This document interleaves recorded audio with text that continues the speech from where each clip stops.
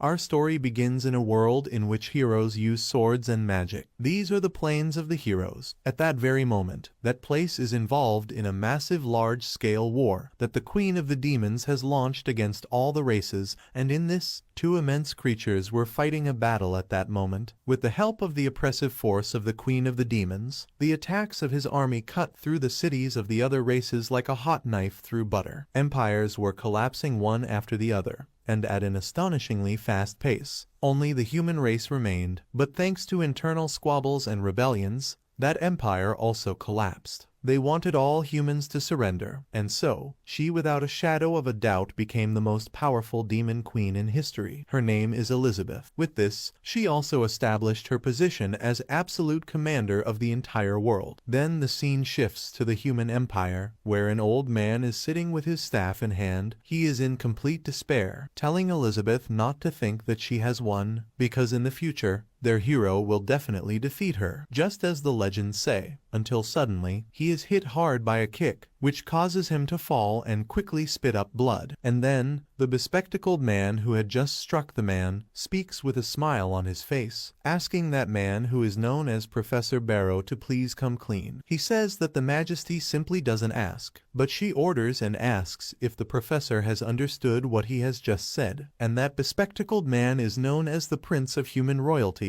Wise Malfoy. And then Barrow, still on the ground, answers Wise, saying that this is pure nonsense, calling him a patricide and saying that he betrayed his own race and he had trained Wise as a hero in vain. And after saying this, Wise simply transforms. His hand becomes completely weird and with huge claws. He tells Barrow that this is very silly, and if he misses that old man so much, he will send Barrow to him. When he was going to attack the professor, Elizabeth appears, telling him to hold his hand. And then he holds up his hand, as she had ordered, and at that, he stops with his claw very close to the eye of the professor, who was completely desperate at that moment. And at that, Elizabeth, with a somber tone, asks if he had said that he will fight for them in the future, and also asks if he will defeat her, the Queen of the Demons, and she tells him to explain it properly to the Queen of the Demons, calling him a despicable human, because otherwise, the Queen has 1,000 different ways of inflicting a fate much worse than death on him. At this, Professor Barrow stands up quickly, crouches on the ground and trembling a lot. He answers the Queen of the Demons, saying that the prophecy says that when the destined hero draws the sword, the kingdom of the demons will come to an end, and with a very shaky voice, he continues, saying that the sacred sword is embedded in the stone of the spiritual hall, and at this, he begins to stutter, also saying that he will never say where it is. He will never betray his race, the human race. The sword Barrow was referring to is called the Alpha Sacred Sword. The Demon Queen goes over to where the sword was, and she talks to herself, wondering if the legends say that the hero who draws that sword will be able to face the Queen, and then she touches the sword and then turns towards Wise, saying that this is really interesting. And then, with a somber tone of voice, she says that she will wait anxiously for the arrival of this hero. Then, in the first year of Elizabeth's reign, there was an army of creatures gathered, together with Wise. Then comes the second year of Elizabeth's reign and things change.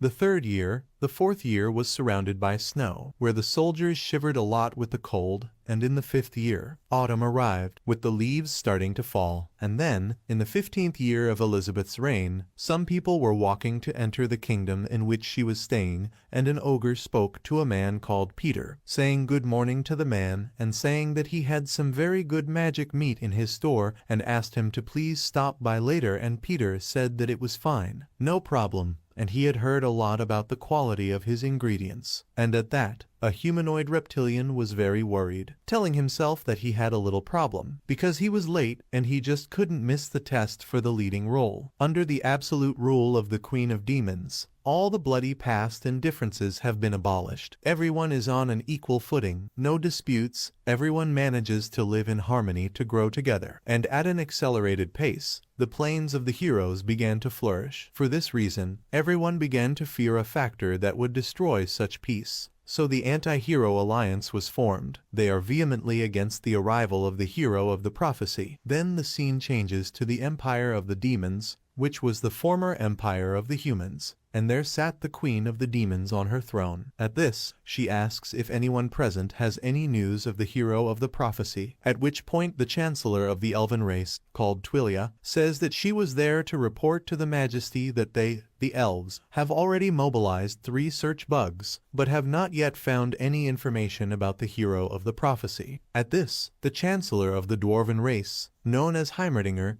replies that they, the dwarves, are not so good at collecting information, but according to what they have gathered in the weapon stores they own, no one suspicious has emerged so far. At this, the chancellor of the human race, Aristotle, a man with blonde hair, says with a smile on his face that he believes that even if the hero of the prophecy appears, he won't be able to do anything against them, so there's nothing to worry about. The chancellor of the demon race, called Jim, after the chancellor of the humans has said this, replies to Aristotle, saying that he can't know because he's new to the court, but the majesty doesn't fear the arrival of the hero of the prophecy. She wants him to come. And so, in her quest to fulfill the prophecy so often spoken of, the majesty, an imposing figure full of determination, set about the task of gathering together all the magical books and ancient scrolls she could find in every corner of the kingdom, her orders echoing, for she knew that the power of each word written in the ancient texts could be essential to the prophecy's success. Watching her move and attentive to the seriousness of her action, the chancellor of the beasts, a feared and wise being known by the name of Mogul, approached and commented in a somber tone that, should this be her majesty's deepest and truest wish, she would have the power to obliterate, with a mere action of a wink, the entire vast and mythical plane of the heroes. It was a warning and, at the same time, a demonstration of power. Listening to the Mogul's words, Twilia, who was nearby and always expressed her opinions frankly and bluntly, made an audacious comment. She blamed Barrow, referring to him with contempt and calling him a fool, while asking, with a mixture of skepticism and debauchery, what the prophecy was that they were talking about so much. For Twilia, this prophecy story was nothing more than a bunch of nonsense. A bunch of empty words that had no real meaning or value. She believed that, with her majesty at the height of power, everyone there was gaining and prospering, and therefore, for her, it would be much more profitable if the hero mentioned by the prophecy died soon, leaving the way clear for the majesty's power. Suddenly, an unusual noise interrupted the conversation. Everyone became quiet, only to clearly hear a voice from afar, accompanied by the sound of something being lifted forcefully into the air. When they turned to see what was happening, they realized that a person with a sign in his hands was walking slowly, but with determination, towards them, while shouting repeatedly, loudly and full of emotion, "I am a hero." At every step, this person kept holding up the plaque and repeating the words "hero" as if they were in a ritual exorcism or a fervent demonstration. Watching the scene, Mogul looked intrigued and, in a subtle comment, said that, coincidentally or not, when talking about Barrow, he himself was appearing. In fact, it was Professor Barrow himself, with all his conviction stamped on his face, who was there holding up the plaque, making his public demonstration. He spoke very strongly of the hero, in a tone that echoed throughout the room, and, not content with proclaiming his absolute loyalty to the majesty, exalting her figure and her title of Queen of the Demons, Barrow encouraged all those around him to reject the arrival of the long-awaited hero of the prophecy, telling them not to accept that fate. The revelation was clear. Professor Barrow, once respected as the pontiff of the human race, had drastically changed his stance and now held the title of president of the Queen of Demons Fan Club and the Anti-Hero Association, a group created to directly support the majesty and her vision. This new Barrow was almost unrecognizable compared to the man he was 15 years ago. The contrast was striking. The Queen of Demons, watching the scene with interest and a touch of satisfaction, then decided to demonstrate her power. Without hesitation, she resorted to one of her most impressive magical abilities, projecting into the air a gigantic, spectral hand filled with an intense and vibrant purple energy. With a precise and determined movement, she directed that colossal hand towards Barrow, holding him firmly, as if he were made of modeling clay, a mere puppet at the disposal of her power. With an enigmatic smile, and a look that reflected both satisfaction and dominance, the Queen of Demons addressed Barrow, demanding that he give her clear and detailed explanations. She wanted him to reveal, in no uncertain terms, exactly where the hero of the prophecy was. the one he had talked about so much in the past. The request was made in a tone that did not admit of refusal, and Barrow, trembling and overcome with fear, began to stutter. With a shaky voice, he replied to the Majesty, admitting that perhaps the prophecy would never actually come true, since fate was uncertain and the target of the prophecy, in his opinion, might be totally outmatched by the Majesty's incomparable greatness and power. In the meantime, another character entered the scene, Wise, a human with a peculiar appearance who wore glasses. He approached the Majesty, bowing respectfully, and reinforced the point of view that Barrow had presented, stating that taking that ancient prophecy, which he called false and worthless, as an unquestionable truth would be an offense to the Majesty's greatness. He tried to reassure her that she needn't fear, as he himself had recently discovered some relevant information that could be useful. However, before he could finish his speech, the Queen of the Demons, in an abrupt gesture, interrupted him. Without any patience to listen to more words, she struck him, making her displeasure and contempt clear, and forcefully ordered Wise to simply disappear from her presence. The man, stunned, understood the message immediately and, muttering that he had understood, walked away without question. And then she tells them that they're nothing but useless and gives Barrow a blow, making him hit the wall with everything, and he stays there, with his legs sticking out, while half his body is inside the wall, and the Queen of Demons continues, saying that she, as the queen, has reached the top of the world. Now she's waiting for the legendary hero to challenge her and build his fame. And then, with immeasurable determination, the Queen of Demons headed towards the place where the famous sacred sword Alpha was embedded in the ground. She reflected deeply on all the effort she had made to get there. She knew that she had meticulously studied all the ancient books of magic of the plains, with titanic effort and almost superhuman perseverance, to finally succeed in creating the magic of the final judgment. All this had been prepared with a single goal in mind, to wait for the hero, but to her frustration and growing impatience, not even a sign of his presence had appeared. The queen, now deep in thought, wondered where he could be, what was going on, why he hadn't shown up yet. Her eyes fixed on the imposing sacred sword Alpha, stuck in the ground with a mystical and powerful aura around it. For a moment, she allowed herself to contemplate the object of her desire, a relic of immense power and a symbol of challenges that, according to the legends, only the hero would be able to pull out of the ground. But in that instant, anger and disdain began to grow inside her. If the hero won't come to her, she thought bitterly, then she who will go to him, on her own, determined. The queen extended her hand firmly towards the sword. She couldn't think of anything else but that if the hero hadn't managed to remove her, she would do it herself. The whole room was filled with a deep silence, as if even the surrounding winds knew the magnitude of what was about to happen. Everyone present, who had been following the scene with tension, stood with their mouths open, unable to believe what they were seeing. How dare the Majesty, the Queen of Demons,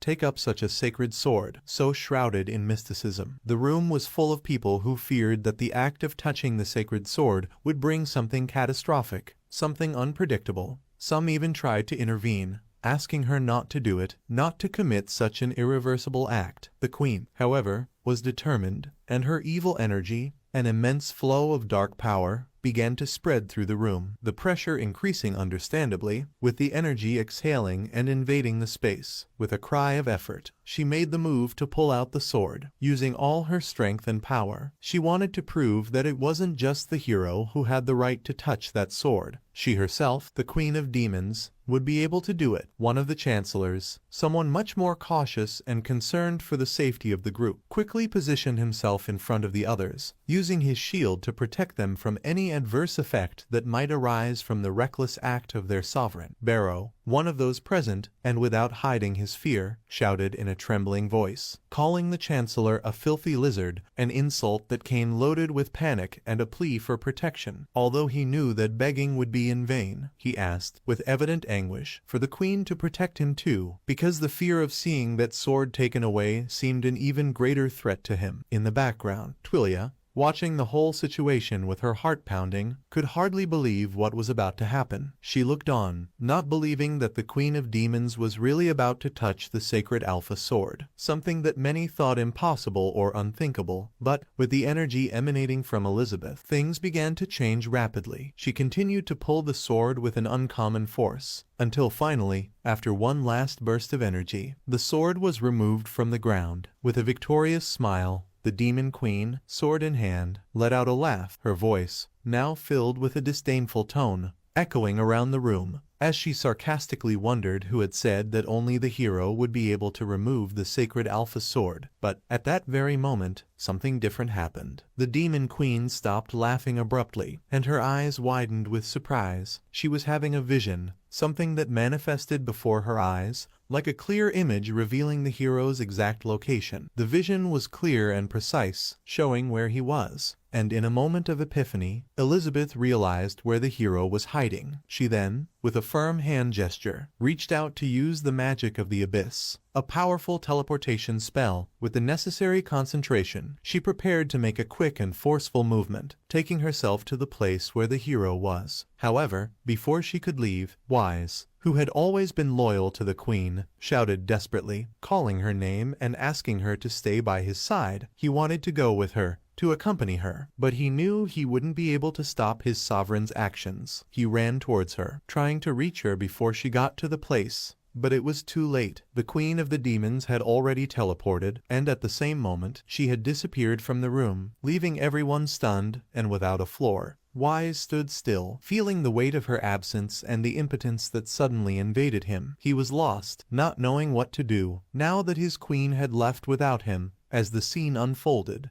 the perspective changed, and the place of the action now moved to another setting. The Valley of the Beginners, a simpler place, was now under the eyes of a young boy. He wore a straw hat. His clothes were sweaty and stained. His face was tired, but his expression of satisfaction was visible. He was hard at work, weeding the land, and, as he paused to wipe himself, he said to himself that it is very good to weed. With these words, he continued with his work, unaware, for the moment, that his destiny was about to cross that of the Queen of the Demons in a totally different setting. And that's the legendary hero, and his name is Lipingi, and to tell you the truth, he was just a wage earner, living a hard and normal life. He didn't even have time to watch anime and play games. His only hobby was watching short videos on his way to work, and at that, he was on a subway, with his smartphone in hand, and he was watching a video of a man doing a tutorial. The man explains that now, he will teach them the right way to fertilize. First of all, there is the need to use different fertilizers, and now, they should get bitter and short bamboos,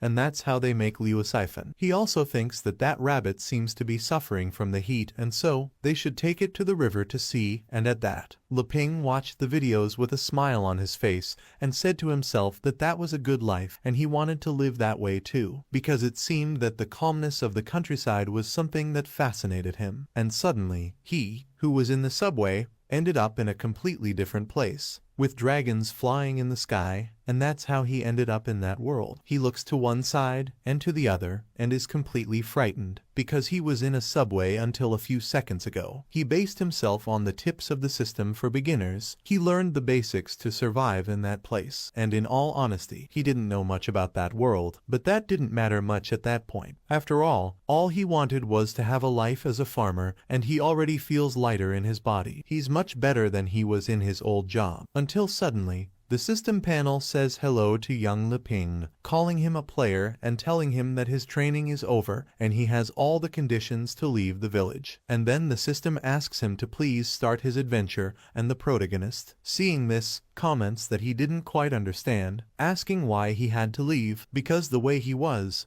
it was enough for him. And the system panel shows that after leaving the village, he will be able to meet various types of people scattered around the world. He will be able to learn fencing and magic skills, and he will become the legendary hero who will kill the Queen of the Demons. But he didn't want to kill the Queen of the Demons. He asks if he couldn't just carry on with his peaceful life there, and the system panel makes it clear to him that this is not possible. Killing the Demon Queen is his mission, which is the player and the system panel asks him to please start his adventure soon, and then, the system panel starts giving him several warnings, saying that the longer he takes to leave the beginner's village, the harder it will be to kill the demon queen, and he should start his adventure soon. Also showing that, by acquiring the skills of fencing and magic, he would eventually obtain many treasures and meet remarkable figures and new opportunities. The support system seemed excited by the possibilities, encouraging him to explore these new paths. However, now the long-awaited moment had arrived. He should, without further ado, begin the adventure that had been destined for him. Just then, the system panel reappeared with a notification, respectfully urging him to start his journey. But the system's tone was impatient. It seemed to want to rush the young hero to leave the beginner's village immediately, almost as if his fate depended on it, encouraging him to go out into the vast world and face an epic adventure. However,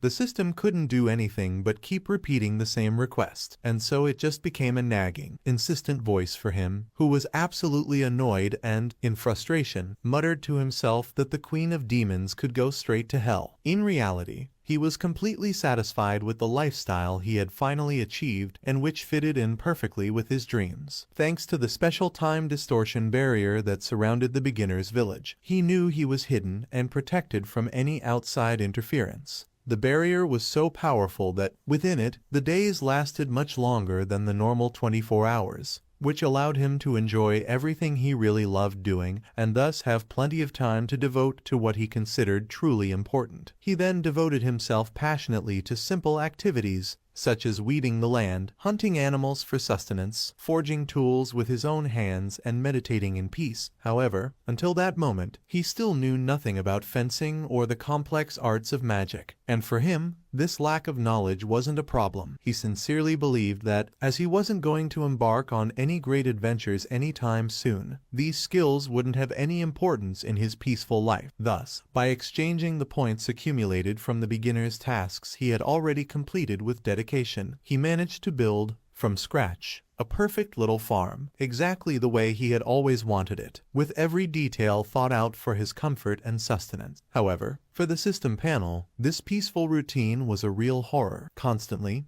the system insisted to Leping that, in a world where swords and magic were fundamental, the fact that he preferred to weed every day was a terrible waste, a senseless mistake. The system couldn't understand how anyone could disregard the carefully crafted advice to guide any budding hero. It was incomprehensible to it that anyone would reject the glories of adventure and the promises of power. Disgusted, the system's own panel repeatedly asked itself what kind of hero this was. This hero wasn't dedicated to gaining advanced points or interested in the fundamental skills that would guarantee his victory in combat. He had only obtained beginner's points, and even worse, he used these points in an unusual and, it seemed, pointless way. He spent everything on repairing his work tools. Leping didn't even show the slightest desire to learn essential skills such as fencing or magic, completely ignoring all the support functions that the system offered to facilitate a great adventure. Irritated by such indifference, the system even muttered aloud, over and over again, that it hated that hero intensely and secretly hoped that the Queen of Demons would appear and finish him off once and for all. Then, in an unexpected and almost surreal way, something out of the ordinary happened one morning. The system suddenly crashed without any warning and mysteriously disappeared without a trace. Leping, on the other hand,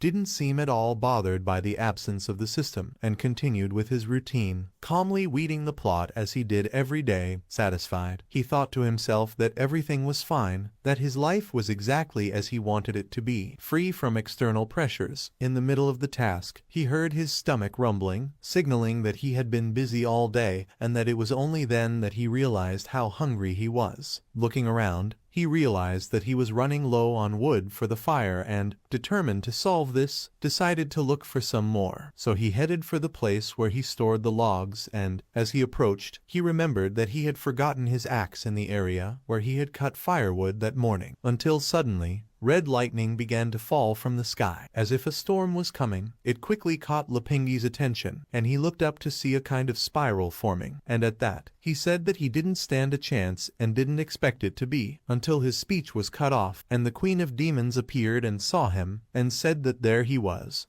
calling him a legendary hero. And then she's surprised because the young man starts to run. He wonders if there's a heavy rain coming. His concern is the simple fact that he's thrown the drying fish and clothes on the clothesline, and in an act of desperation, he goes to take the clothes off the clothesline and the fish so that it doesn't get wet and end up with the meal he had that day. The Queen of Demons sees this without saying a word. The young protagonist picks up the fish and sighs, saying that he was lucky because there was time. His dried fish and sausage were almost going to spoil because of the rain, until suddenly a robot dog appears and barks at the young hero. His name is Wonkai, and he keeps the hero company, and Lipingi tells Wonkai to stop barking because it's going to start raining soon and tells him to go indoors. And then the robot dog keeps barking at him, leaving him a little confused at that moment, until he decides to look away, and then he hears someone saying hello to him, and then he sees something looking up and is slightly surprised, wondering what that thing in the sky is, and the Queen of the Demons, hearing him say that, tells him he's a fool and asks him how he dares to call her a thing. And in that tense, confused instant,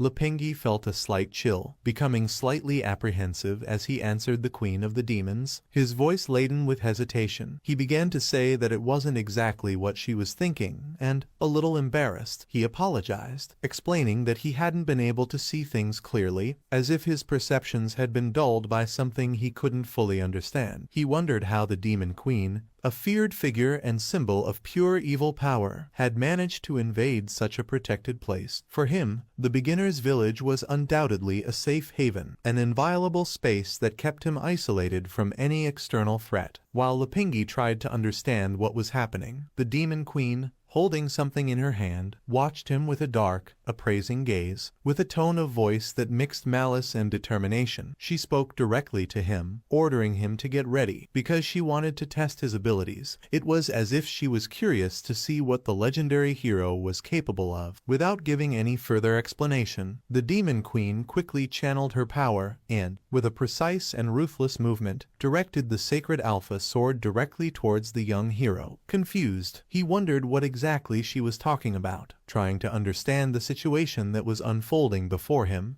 Without knowing what to do, he instinctively raised his hands and placed them in front of his face, as if this gesture could somehow protect him, although he knew that such an action was practically useless in the face of such superior power. Observing this naive and unexpected attitude, the Demon Queen looked at him with a look of incomprehension, unable to understand why he had adopted such a simple-minded attitude, and it was then, in a surprising and absolutely inexplicable way, that the sacred sword Alpha, as if guided by a will of its own, simply fitted perfectly into Lipingi's hands, as if it had belonged to him forever. The young hero, overwhelmed by a mixture of surprise and disbelief, felt the weight of the sword in his hands and, terrified, began to swing his arm from side to side, trying to get rid of that powerful and indomitable weapon that had suddenly appeared in his hands. Meanwhile, in the midst of the chaos that was unfolding, he wondered what kind of bizarre thing it was and what was happening there. His mind couldn't keep up with what was happening, and he cried out in despair,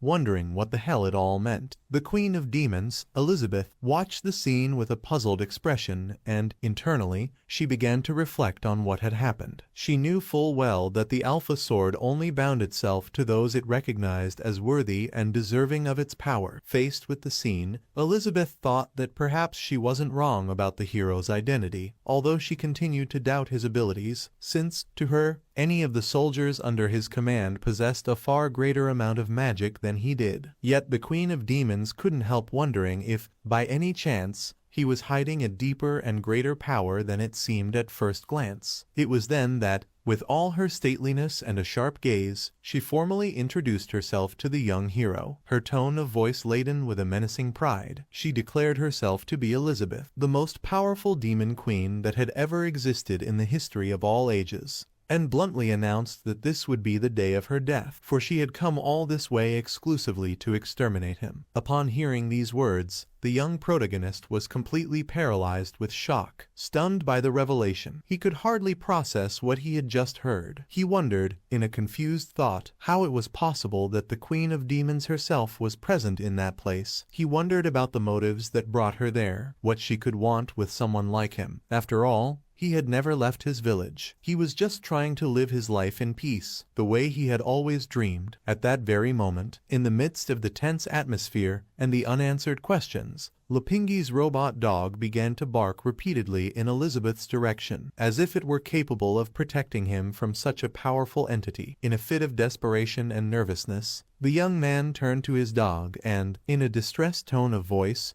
ordered it to shut up immediately. He scolded it, telling it not to be foolish and in no way to provoke the Queen of Demons. However, Elizabeth, indifferent to the barking of the robot dog, began to concentrate her magical energy, preparing an extremely powerful and destructive abyssal magic skill known as Extinction. It was at that moment that, almost like a flash of understanding, the young protagonist finally understood what the system had been trying to tell him earlier. That fateful meeting between him and the Queen of Demons was, in fact, something inevitable, a predestined event that could not be avoided. Even if he stayed in the beginner's village, he throws the sacred alpha sword on the ground and tells himself it's over. He thinks there's nothing more he can do, while the robot dog barks a lot at the Demon Queen, as if his barking will make things change, and then, trembling a lot, the young legendary hero starts to run, and he thinks he's been a big noob so far. And as soon as he blinked, the final boss came knocking on the door. For him, it was over. He had no choice but to accept his fate, and in this, the robot dog continues barking until he witnesses something that simply makes him blue screen and the system bug out completely. The Queen of the Demons had simply thrown her ability that was extremely gigantic and would not only cause damage to the young legendary hero but the extinction of the dinosaurs. And then, Lipingi stands at the door of his house, looks at that super powerful ability with a smile on his face, and at the same time, he thinks that he has nothing to complain about because he has been happy. He has no regrets because he has been very happy there, and in the end, he will die in the little house that he loves so much. And then, he opens the door of the little house, and then, he closes the door, and then, the Queen of the Demons is analyzing all this and waits a little. She thinks, and at the same time wonders why that guy is smiling at her at that moment. And from Elizabeth's perspective, he was telling her to go all out on him, and then she screams, asking how dare he, and calls him an arrogant bastard, and she screams for him to die right then and there, since he wants things that way. At least that's what she thought, until the dog does the full calculation, and then, suddenly, a compartment of his little body opens up and out comes a big missile launcher accompanied by other missiles. That's the battle mode of the little robot dog that had been activated. And then he quickly fires missiles at the Demon Queen, and at that, the Demon Queen says to herself that as expected, the legendary hero is a pit of arrogance, and at that, she wonders if he's been carrying a sentient magical relic all this time. But quickly the somber tone in her voice returns, and with her eyes in a different color, she comments that compared to her, everyone is an ant. And then she uses a kind of apocalyptic magic, turning the whole sky purple, with her energy exhaling and the sound of that vibration echoing everywhere, and she tells herself that she's lost interest in testing the legendary hero, and so she'd just as soon get it over with. And then she uses a skill called planetary conjuration, and the dog does the full calculation again. Quickly, without hesitation, the little robotic canine hero began to prepare an attack, his system triggering a sequence of defensive movements as he concentrated his limited but determined energy. He launched a blast of energy in a deep shade of blue, firing that blast directly in the direction of the Demon Queen, as a last attempt at protection and resistance. Elizabeth, the Queen of Demons, watched the attack coming towards her, but when she saw the robot dog as the source of that shot, she smiled with disdain, completely underestimating its determination. In a mocking tone, she declared that such an attempt was futile and pointless, stating that the little robot's attack would be nothing more than an insignificant touch against the colossal power of her ability. The attack collided with her energy, but was quickly undone, only bouncing off the powerful magic that Elizabeth emanated. With a cruel smile, the Queen ordered the robot dog to simply accept its fate and disappear along with the place, treating it as a mere shadow to be erased. At that moment, an unexpected twist happened. Out of nowhere, a quantum black hole appeared, a vibrating distortion in space-time that seemed to consume the reality around it. Elizabeth, surprised and angry, launched her powerful energy against the phenomenon, determined to maintain her offensive. However, unexpectedly, the great amount of power she had released was, to her astonishment, completely dispersed. Elizabeth was perplexed. Her expression of surprise stamped on her face, and for a brief moment, the sky cleared, turning a deep, reassuring shade of blue, completely nullifying the devastating effect of the magic she had conjured. Confused and frustrated, the Demon Queen reflected intensely on what had happened, wondering if her apocalyptic magic had somehow been impossibly devoured by a force beyond her comprehension. Intrigued and indignant, she turned her attention to the young hero's house, and, full of suspicion, wondered what that legendary hero, that cursed one, had done inside to cause such interference in his plans for destruction. While all this was going on, the legendary young hero, completely oblivious to the chaos, was lying in his bed, comfortably ensconced under his covers. With a slight smile on his face and an expression of one who seemed ready to accept his fate, he murmured to himself, almost jokingly, that the girl could come, because he was more than ready. For him, this would be the end, and, resigned, he just waited for his own death with a strange sense of tranquility, as if he had already said goodbye to everything. Outside, the Queen of Demons, moving imposingly, began to descend from the sky, floating gracefully until she approached the ground, while the little robot dog, tireless, barked repeatedly, determined to face her terrifying presence and defending its master until the last moment. Irritated and annoyed, Elizabeth cast an impatient glance at the dog, who continued to grunt and bark incessantly, persistent in his almost pathetic bravado. Suddenly, Elizabeth began to laugh darkly, a laugh that resonated with a deep, dark irony. Her eyes changed color, shining with a supernatural intensity, and in her voice, now dark and threatening, she commented that this was unexpected. She admitted, almost grudgingly, that perhaps she had underestimated the robot dog. Recognizing the little defender's persistence, with an evil glint in her eyes, she summoned up as much of her energy as she could, her demonic wings expanding to a colossal size, and with a disdainful smile, she directed one last taunt at the dog, saying that he shouldn't feel so smug. After all, until that moment, she had only used a fraction of her real power, just 30% of what she was capable of conjuring. Then, in a furious scream, she called the dog a damned fool, and threatened to show him the true meaning of terror, the kind of fear and despair that only the true demon goddess could impose. At that moment, Elizabeth's look completely transformed, as if her essence was revealed in its most terrifying form. Leaving behind the friendly and attractive appearance she had worn until then, she took on a dark and devastating figure, an image that reflected the apex of her monstrosity. This was her true form, that of the demon goddess, her look emitting an aura of destruction and nightmare. With a scream that reverberated through the room, she advanced violently towards the little robot dog, who, even aware of his imminent fate, reacted by activating his missiles again, launching them towards that terrifying creature that was now Elizabeth. Without hesitating, the robot dog did what he could to try to defend himself against that immense force, even though he knew that his chances were slim. And then an explosion happened. As the Queen of the Demons hadn't gone to the protagonist, while he was lying on his bed, he ended up falling asleep, and an hour later, he simply wakes up and thinks at the same time, wondering if he has already died, and then, he gets out of bed, yawning. He looks around and doesn't understand anything. He wonders if he was still in his house. And then, he puts his feet on the ground and he thinks, a little apprehensively, that it's very quiet outside, an absolute silence, and he didn't want to believe that possibly the Demon Queen was waiting for him outside as if she were a psychopath. And then, he starts to open the door rather slowly, making the door creak a lot, and then, he tries to hide behind the door, as if it would make any difference to the Demon Queen. And when he looks outside,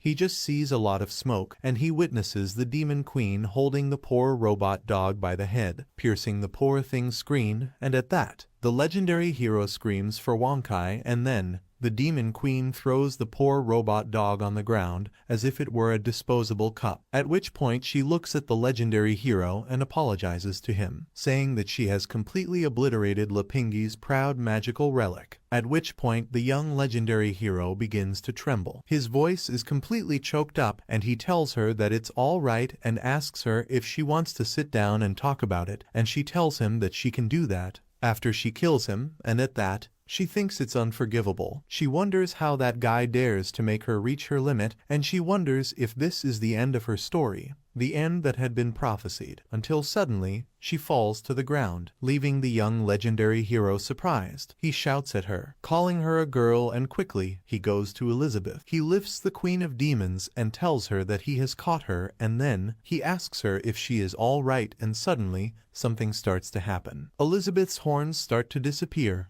and then, consequently, so does her outfit, and the young protagonist is in shock, asking what she is doing. And then the night came, and there was an owl sitting on a branch. The Queen of Demons was in the young protagonist's bed. He preferred to give her hospitality. She was in a bad way at that moment, when suddenly she woke up, completely stunned and wide-eyed. She tried to move and realized that her arms were locked. She couldn't move very well. It was then that the Demon Queen suffered a humiliating defeat, but instead of being killed, he chose to imprison her, and she wonders if the bastard did it to show everyone how powerful he is, and she tries to use her magical ability to remove those handcuffs, and she can't. She thinks that it's already another legendary relic that she's never seen, and then she looks around and thinks that this is nothing more than a curse for her. She wonders how much power that guy is hiding up his sleeve. She looks at several objects in the place, and she can't understand any of those things, and she sees that the legendary hero is more Machiavellian than she imagined. She feels that she ended up underestimating him, being that it wasn't at all what she's thinking. Chance that made it all come true, making them both confused. The legendary hero, after taking courage and mentally preparing himself for what he might find, enters the room with cautious steps. He observes the figure in front of him, trying to interpret what she might be thinking at that moment. When he sees that the Queen of Demons is awake, he decides to break the silence and asks, with a certain hesitation in his voice, if she really is awake. Elizabeth, for her part, responds immediately. With the same strength and pride characteristic of her imposing nature, she shows no fear and, direct as always, declares that if he intends to kill her, he should do so without waiting for pleas or appeals for mercy, because she would never bow her head to beg for her life. The firmness and cold determination in her words impress the young hero, who at that moment reflects to himself on how terrifying and indomitable her presence is. Even so, he knows that this may be the only chance he has of surviving this dangerous situation, so he feels he has to seize this opportunity with all his might, regardless of how uncertain it may seem. He does, however, feel a little apprehensive and, in an act of controlled desperation, decides to ask Elizabeth if they could at least talk before taking any definitive action. He, in a trembling voice, tries to clarify that, as far as the handcuffs he used to restrain her are concerned, he put them on her only as a precaution, something he considered necessary due to the great danger she represents. He explains that, previously, she was looking truly frightening, and he didn't know what to expect. However, he realizes that he may have exaggerated and tries to correct his words, stating that, looking at her now, he realizes that perhaps she wasn't even that formidable. Elizabeth, who is watching him attentively, is confused for a moment, not quite understanding what he is trying to say. She remains silent, analyzing him with a mixture of disbelief and curiosity. Taking advantage of this pause, the hero continues to speak, expressing that he believes that the whole situation may have been just a misunderstanding, a succession of mistakes that could perhaps be resolved peacefully. He suggests, with a touch of nervousness, that he could remove the handcuffs that bind her so that they could talk as equals, in Elizabeth's view. However, the scene seems to carry a tone of debauchery. She interprets the hesitant smile on the hero's face as a presumptuous and arrogant gesture. From her perspective, he presents himself as if he were doing her a favor by apologizing, seeming convinced that she should feel grateful and inferior. In Elizabeth's mind, the hero's words take on an insulting connotation. She feels as if he is calling her a small fish, something unimportant, someone who would never have the strength to defeat him, and worse, he even insinuates that if she wishes to stay alive, she must submit to his whims. This interpretation causes a wave of revolt in the Queen of the Demons, who internally wonders how that hero dares to threaten someone like her, the Queen of the Demons, with such petulance. Even so, the young hero doesn't notice the maelstrom of angry feelings growing inside her. He approaches calmly with a key in his hands, showing that he is willing to remove the handcuffs as proof of his peaceful intentions. He unlocks the handcuffs carefully, opening them and removing them from her wrists, and then, with a smile that he believes to be reassuring, he affirms that everything is ready, in an attempt to show that he really doesn't want to do her any harm. He then asks, in a lighter tone, if now they could finally talk. Elizabeth, for her part, looks at her wrists, where the handcuffs have left an uncomfortable feeling of pressure. She rubs her wrists lightly, trying to relieve the discomfort, but at the same time she feels annoyed and humiliated. Her thoughts rage. She reflects on how this situation is deeply unfavorable to her, even for an entity as powerful as her. There are times when it is necessary to recognize the convenience of temporarily submitting in order to achieve a greater goal. She therefore decides that, for the time being, she will tolerate the hero's attitude. However, Elizabeth is already beginning to plan how, in the future, she will ensure that he pays for this arrogance and that his sovereignty is restored with even more force. The hero, unaware of Elizabeth's thoughts of revenge, feels a sense of relief when he realizes that she hasn't reacted violently after being released, but even so, he begins to tremble slightly, aware that any false move could completely change the course of the situation. In a hesitant tone, he suggests that perhaps she should rest, as if he himself were trying to find a way to end that interaction. In his mind, he imagines what the others would say when they learn that he chose not to kill the demon queen while she was vulnerable and asleep. The hero's decision to spare her while he could reveal to him something unexpected about himself. Even though he had the chance to finish off one of his greatest enemies, he realizes that something inside him prevented him from making that fatal decision. Perhaps a small spark of compassion or empathy for Elizabeth's strength and courage, which he hadn't anticipated finding in the demon queen. In a world permeated by swords, magic, and mystical creatures, the young hero recognizes that resurrection abilities are part of the arsenal of someone of the Demon Queen's caliber. In his mind, it makes sense that a being as powerful as her would have the ability to return from the dead if defeated, which, in a way, reinforces his desire to avoid a deadly confrontation with her. He also ponders that, unlike simply slaughtering an animal such as a chicken or fish to make soup, killing a person, especially a figure as complex and imposing as the Queen of Demons, is something of a completely different magnitude. So he concludes that he doesn't want to resolve the conflict by violence, let alone by an epic battle that ends with her death. Deep down, he believes that there are other ways of resolving this situation. He is proud of himself for thinking so, thinking himself incredibly courteous and civilized in formulating a peaceful alternative. In his mind, he imagines that if he just shows the queen that he poses no threat, he might be able to win her trust. He really believes that if he shows her his true intentions and befriends her, he will be able to continue leading his simple, quiet life without having to get involved in fights or bloody confrontations. Convinced of his own perspicacity, he begins to laugh to himself, reflecting on how clever and peaceful his plan is. However, in the midst of this laughter, he forgets one small detail. Elizabeth, the Queen of Demons, was right there behind him, listening to every word he said, and watching his every move as he devised his brilliant plan out loud. His laughter, which he thought was just an expression of his relief, ends up irritating her deeply, making her think that he is mocking her and underestimating her cunning. To her, the hero's behavior seems pure provocation, and his laughter sounds like a direct mockery, at which point Leping, the young hero,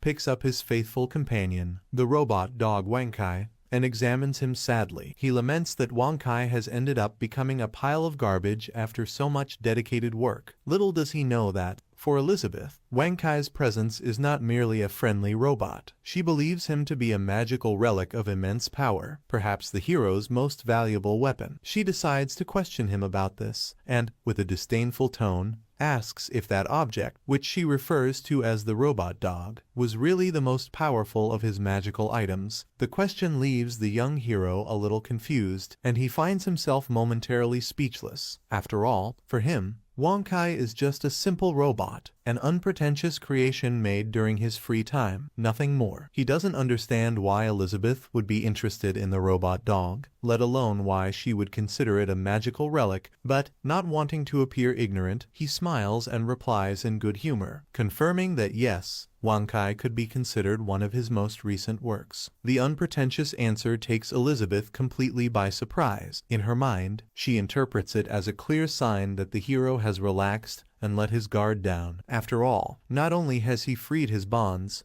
but now he's standing there, unprepared, with what she believes to be his most powerful magical item rendered useless. In the mind of the Queen of Demons, this is the perfect moment. She imagines that by breaking what for her was a powerful relic, she would have, in a single blow, annulled the hero's strongest protection. For Elizabeth, it's as if she had torn off his right arm, leaving him vulnerable and considerably increasing the chances that she would emerge victorious from this clash. She feels that, at last, the balance of power is tipping in her favor, and that she is about to turn the tide once and for all. However, as Elizabeth prepares to deliver the final blow, with her eyes glowing an intense red and her evil energy exuding all around her, she pauses and, in a tone of false apology, turns to the hero and says that she is sorry for breaking his prized possession. Leping, who was distracted and concentrating on assessing the damage to the robot dog, smiles nonchalantly and replies that she doesn't need to worry because, for him, what really matters is that Wankai's memory card is still intact. He says this lightly, as if he had completely forgotten the tension between them, showing genuine relief at realizing that his robot dog can be fixed without too much trouble. He then continues to observe his robot, reflecting on how he can repair it. While he remains distracted, Elizabeth realizes that this could be the exact moment to move in and eliminate the legendary hero once and for all. And then, the Queen of Demons, with a fierce expression and a posture that exuded pure determination, began to channel her immense magical energy, her eyes glowing with an indescribable fury as she prepared to cast a devastating spell, a world-destroying ability capable of obliterating everything around her. However, while she concentrated her power, the young hero, apparently oblivious to her imminent threat, continued to tinker with what was left of his destroyed robot dog. Looking at the damaged carcass with a curious expression, he sighed, saying nonchalantly that it seemed that this unit really was lost, that there was no more repair for the broken robot. However, instead of looking discouraged, the young hero shrugged lightly and made his way to a nearby cupboard. Opening the cupboard door, he revealed an unexpected sight, a row of other identical robot puppies, all in perfect condition. With a friendly, relaxed smile on his face, he turned to the Demon Queen and, in a calm tone, explained that she needn't worry, as he had made many of those robots, just for situations like this. He reassured her that she hadn't caused him any major problems, as there were more than enough replacements, and quickly took the intact memory card from the destroyed robot and quickly inserted it into another robot puppy, which soon came to life as if nothing had happened. While the new robot moved around happily, the hero explained that it was always good to have a companion in the house, but as the robot puppy was a bit agitated and demanding, he preferred to activate only one at a time to keep the peace in the room. The Queen of Demons, however, was absolutely stunned by the scene. To her, what he had just done seemed impossible. A dark trick, perhaps even some kind of strange magic that she had never witnessed. Her distorted perception made her see the hero's gentle smile as a Machiavellian laugh, almost threatening. In a state of shock and disbelief, Elizabeth whispered to herself that this couldn't be happening, that that man's ability to multiply his creations was something beyond her comprehension. At that very moment, something unexpected disconcerted her even more. She smelled something peculiar in the air, something intoxicating that aroused in her a sudden and unusual curiosity. Unable to contain the question, she turned to the hero and asked what that distinct smell was. The young hero, now with a modest smile, replied that, while she was unconscious, he had decided to prepare something special for her, a simple but nutritious meal. He explained that he had made conventional dumplings and a natural porridge, believing that this could help her regain her strength in a more comfortable way. Elizabeth observed the dishes with a mixture of contempt and disdain, and with a tone of arrogance, declared that only inferior beings needed food to survive. She emphasized that,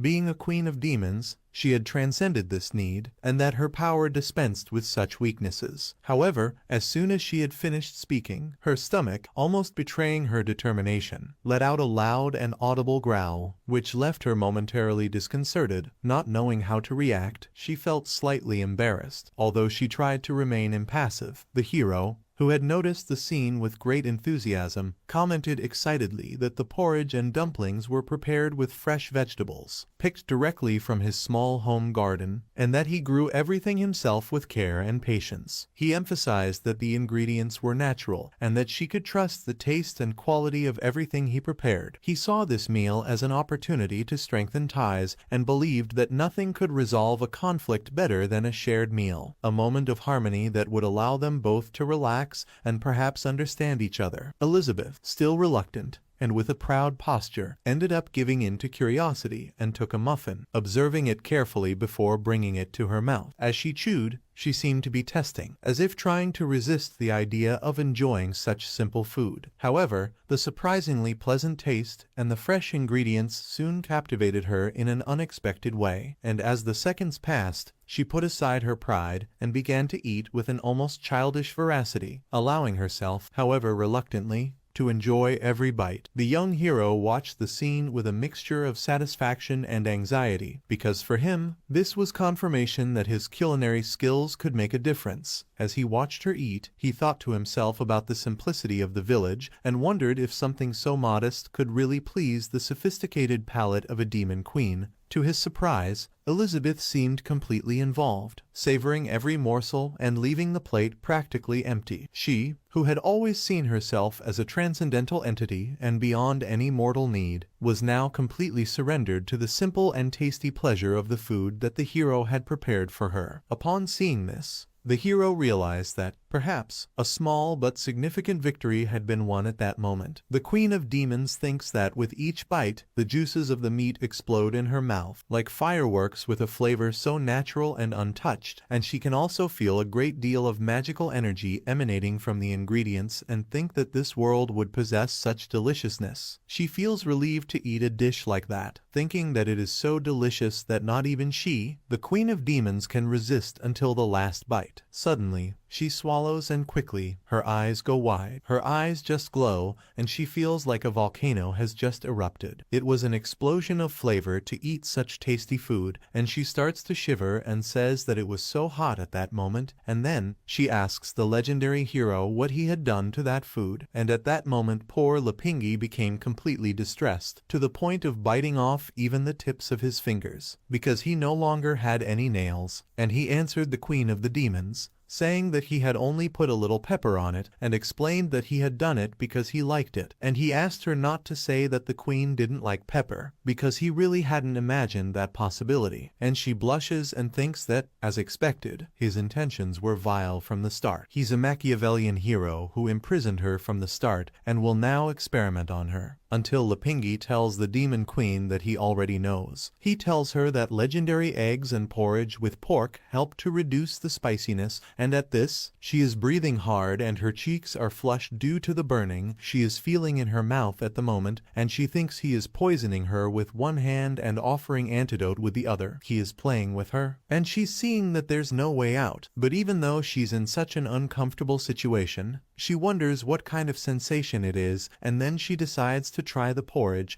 and then she takes a spoonful and puts it in her mouth, and then she's completely shocked. Her eyes are completely wide open. At that moment Elizabeth feels like she's in heaven. She thinks it's a feeling of peace, and it's very good. All that hassle of world domination, all that prophecy with the hero just vanished from her mind at that moment. It was as if that porridge was something completely restorative for her. By discarding all those worldly concerns, she can truly see how insignificant she is, and in that, she's trying to get over it. That's the Queen of Demons, called Elizabeth. It seems she was changing, and she thinks it's a real surprise. With just food, he's brought her to a kind of new realm. She's stunned looking at her own hands, which were glowing in a different way. By stimulating both ends, he's made her magic simply increase, and then, very quickly, cynical as she is, she tells him to stop pretending and asks what he wants from her. And the young protagonist is completely confused at that moment, and then, with a smile on his face, he asks what the demon queen is talking about, and he says that he has only found a good way for the demon queen to live with him, and at that, she thinks, from her completely mistaken perspective, that then he is finally showing his true intentions. From her perspective, he was saying that she is the only one who can stand the tests that the great hero makes. And then he tells her to come now, because he's going to remove her insignificance to see if she has the slightest chance of defeating him. And at that moment, the young protagonist, a little confused, asks her if everything is all right and tells her that he's going to continue preparing delicious food for her. The young legendary hero was trying to win the Queen of Demons with his belly, and Elizabeth gets angry, thinking that a knight doesn't fear death, and yes, dishonor, and she is the great Queen of Demons, and so she will not remain in his mockery. And in her perspective, the young legendary hero was laughing a lot and saying that if she wishes strength, he could help her, because he is eager to see if she can defeat him, until suddenly she answers to the legendary hero so that he forgets, and the boy doesn't understand what she means,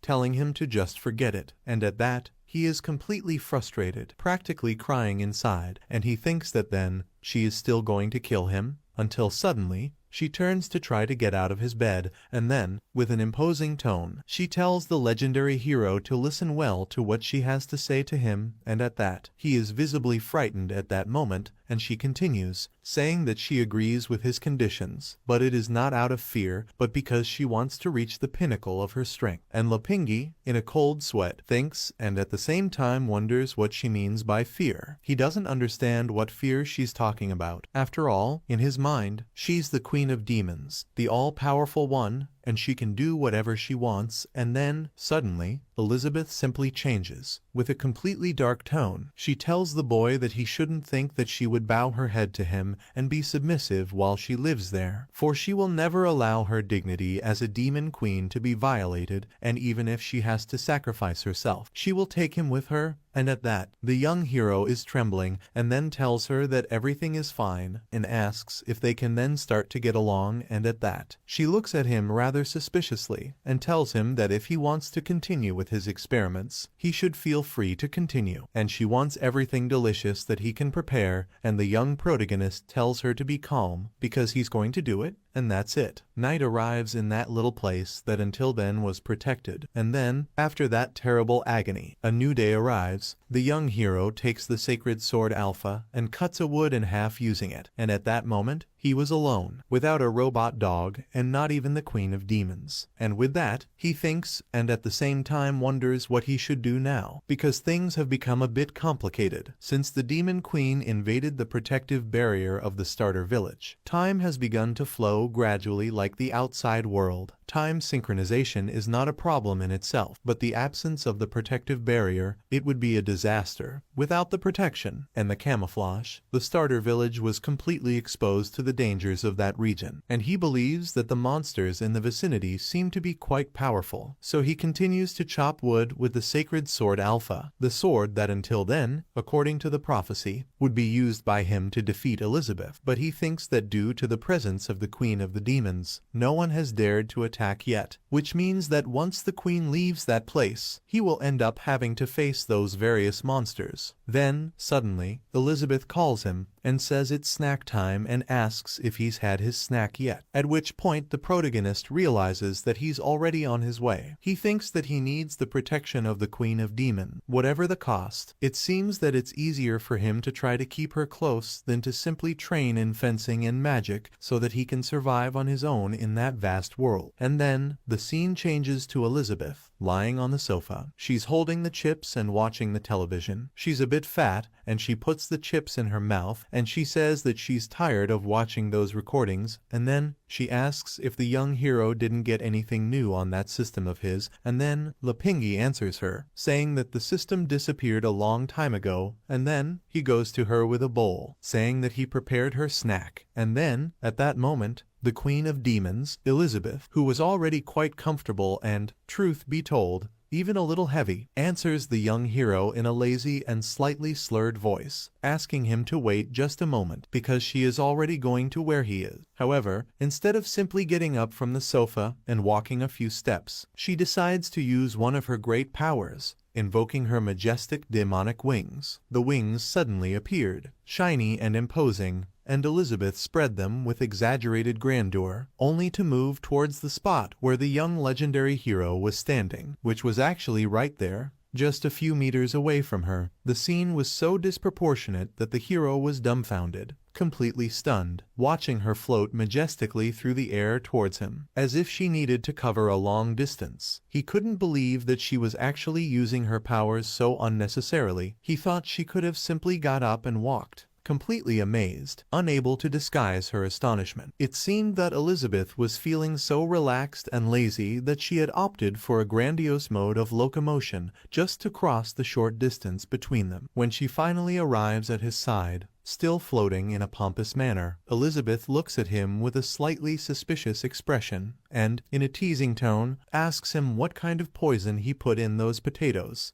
And she explains why she is asking this question. Because the more she eats, the lazier she gets. Eating with satisfaction, but with suspicion in her eyes, she insinuated that the potatoes he served might be poisoned with something paralyzing, disguised by a delicious taste. She begins to seriously wonder if he might be trying to weaken her little by little, using irresistible food to make her vulnerable and lazy, with the aim of killing her while she's completely immobilized. However, even with this suspicion, a part of her believes that he wouldn't be foolish enough, and this doubt bothers her. But at the same time, the potatoes are so irresistible that she can't stop eating them, so she continues. Upon hearing her accusation, the young hero looks at her with a half-smile, trying not to laugh at the situation. He then replies, trying to be as direct as possible, but with a certain care in his words, explaining that the reason she felt lazy was not a poison, but the fact that the potatoes she was eating were high-calorie foods. He adds that if she continued to eat an exaggerated amount of it, she would probably start to accumulate fat easily. However, he carefully avoided saying the word fat, hesitating when choosing his words,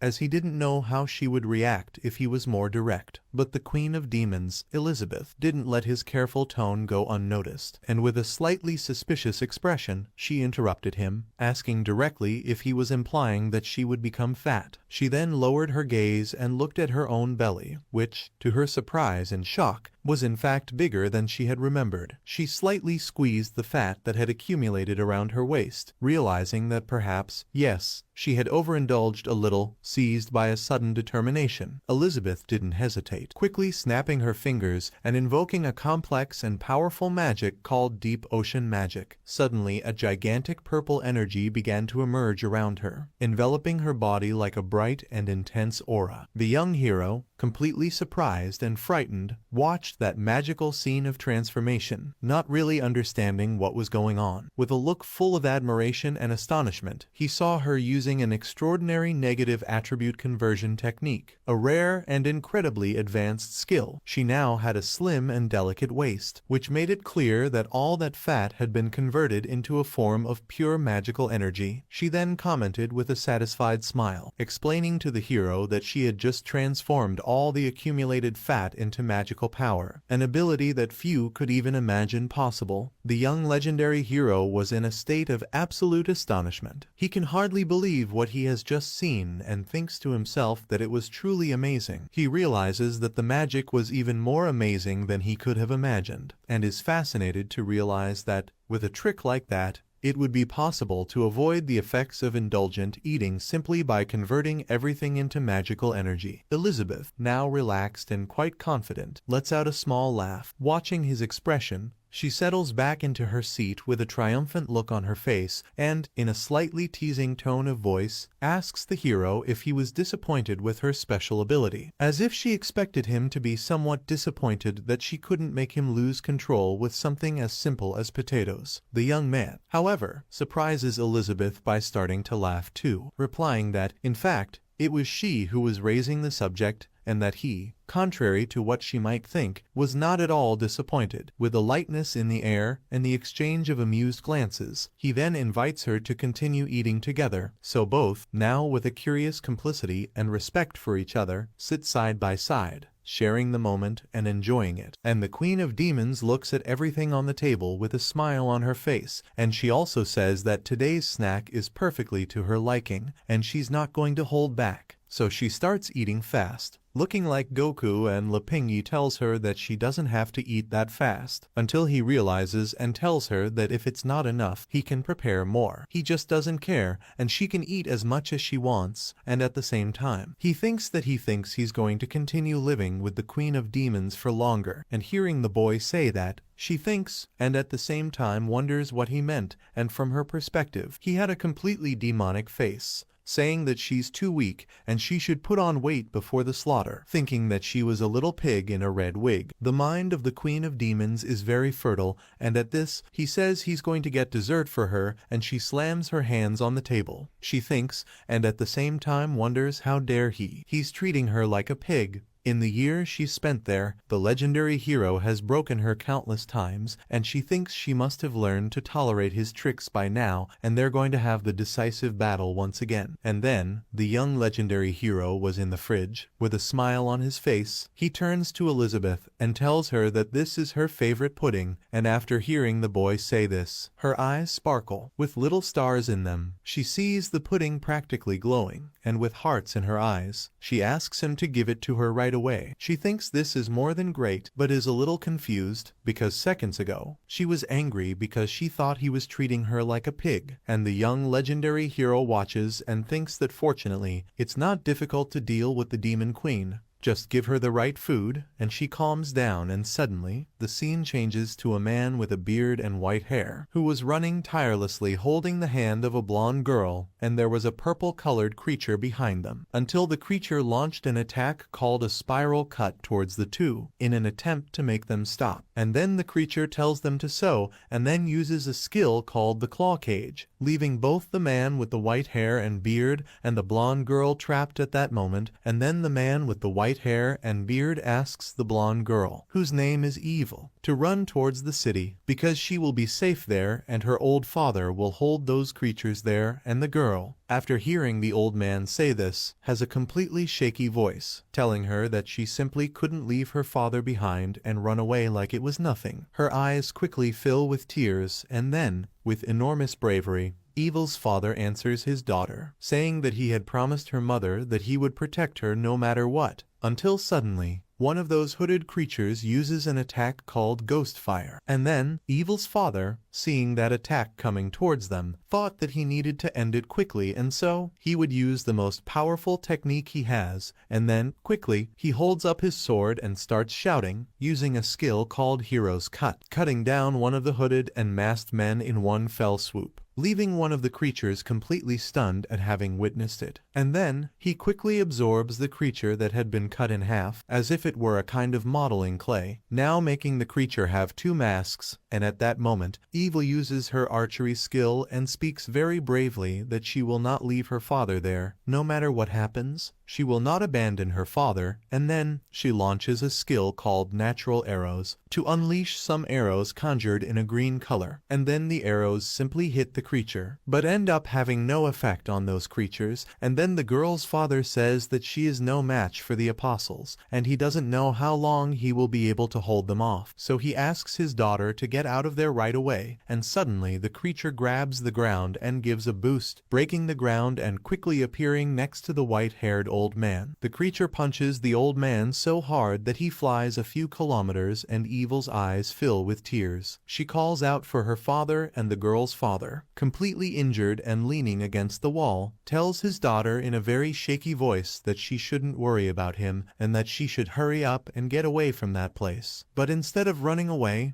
the girl goes to her father, and at that moment, the creature joins the other two, getting stronger and stronger, and at that, the old man is on the ground, with his daughter by his side, witnessing it all, and she tells that huge creature that she's going to go back with them, but she asks them to please leave her father alone. But the creature doesn't care at all about what she's just said, giving a roar, and at that, she's completely stunned, wide-eyed. She thinks she's going to die, and just as that huge creature was about to attack Evil and her father, something simply happens. The creature is trampled with everything. The impact is so strong that it creates a strong gale that throws a gust of dust at the old man and his daughter. The girl tries to protect her vision, until after the dust subsides a bit, she looks ahead. She sees something that astonishes her, her eyes immediately going wide. The one who had trampled that creature was the Lord of the Mammoths, and on top of that huge mammoth, bigger than a building, there was a small house, and inside that little house, there was a yellow-colored toad with his staff. He is known as the immortal toad, and in this, he also had a little house, tiny on top of his head, and he tells his boss that it seems that he has already eliminated the threat, and then he asks what they should do with those two humans. Just then Wankai appears, the dog of the legendary hero, and tells them that those humans are harmless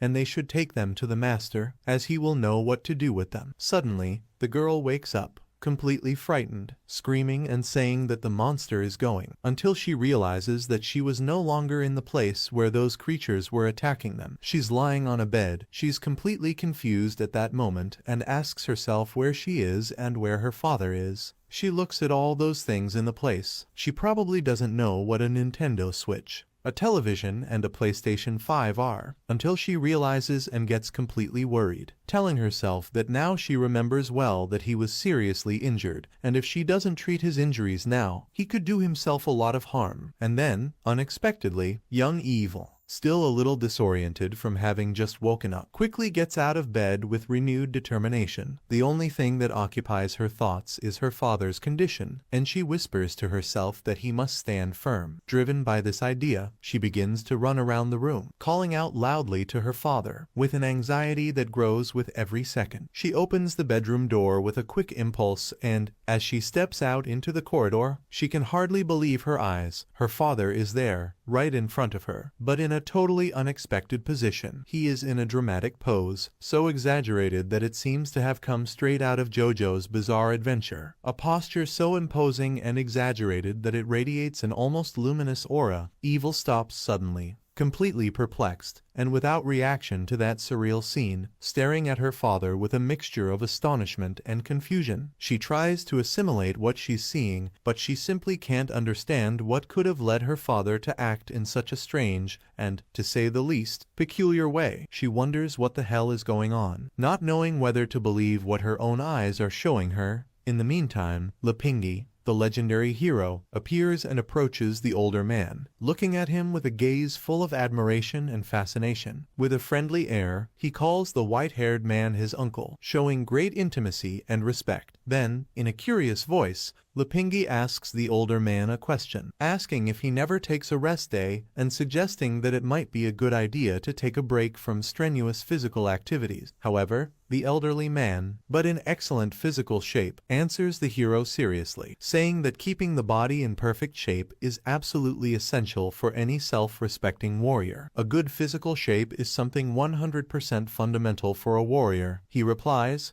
with a firmness of conviction that leaves the young hero even more impressed. The young hero, Lipingi, listens to this with growing enthusiasm, and his gaze takes on a gleam of excitement as he processes the old warrior's words. He then comments, expressing his admiration for that philosophy of life, and concludes that this particular class of warrior is truly inspiring. He says how cool he thinks it is and smiles, clearly impressed. At the same moment, a robot dog, which was nearby, begins to whirl around Lipingi, as if it wanted to take part in the interaction, showing contagious energy. But the Queen of Demons, Elizabeth, watches the scene with an expression of growing irritation. She looks at the dog with disdain and, without any warning, kicks it mercilessly enough to make it stop moving. The poor robot dog, unaware of the reason for such hostility, is thrown by the impact of the kick, bouncing several times across the grass like a ball that bounces after being thrown. He had been kicked for no apparent reason, without having done anything to justify the brutality of the blow. After the kick, the Queen of Demons approached the robot dog with a grim expression full of contempt, and in a very cold voice, she asked who it was that had authorized that cur to bring rabble-rousers into her territory, calling the little robotic dog a cur in an irritated manner. The poor puppy, still recovering from the kick, began to tremble with fear. The memory of a crushing defeat he had previously suffered against the Queen was still fresh in his system, and the little robot felt the trauma of that experience as if it were a living entity. What Elizabeth didn't understand was that, after the defeat, the young hero had recovered the memory card from the dog that had been destroyed and placed the card in another robot dog, thus preserving all the traumatic memories of that previous experience. The tension continues as the legendary hero, now standing next to the white-haired, long-bearded gentleman,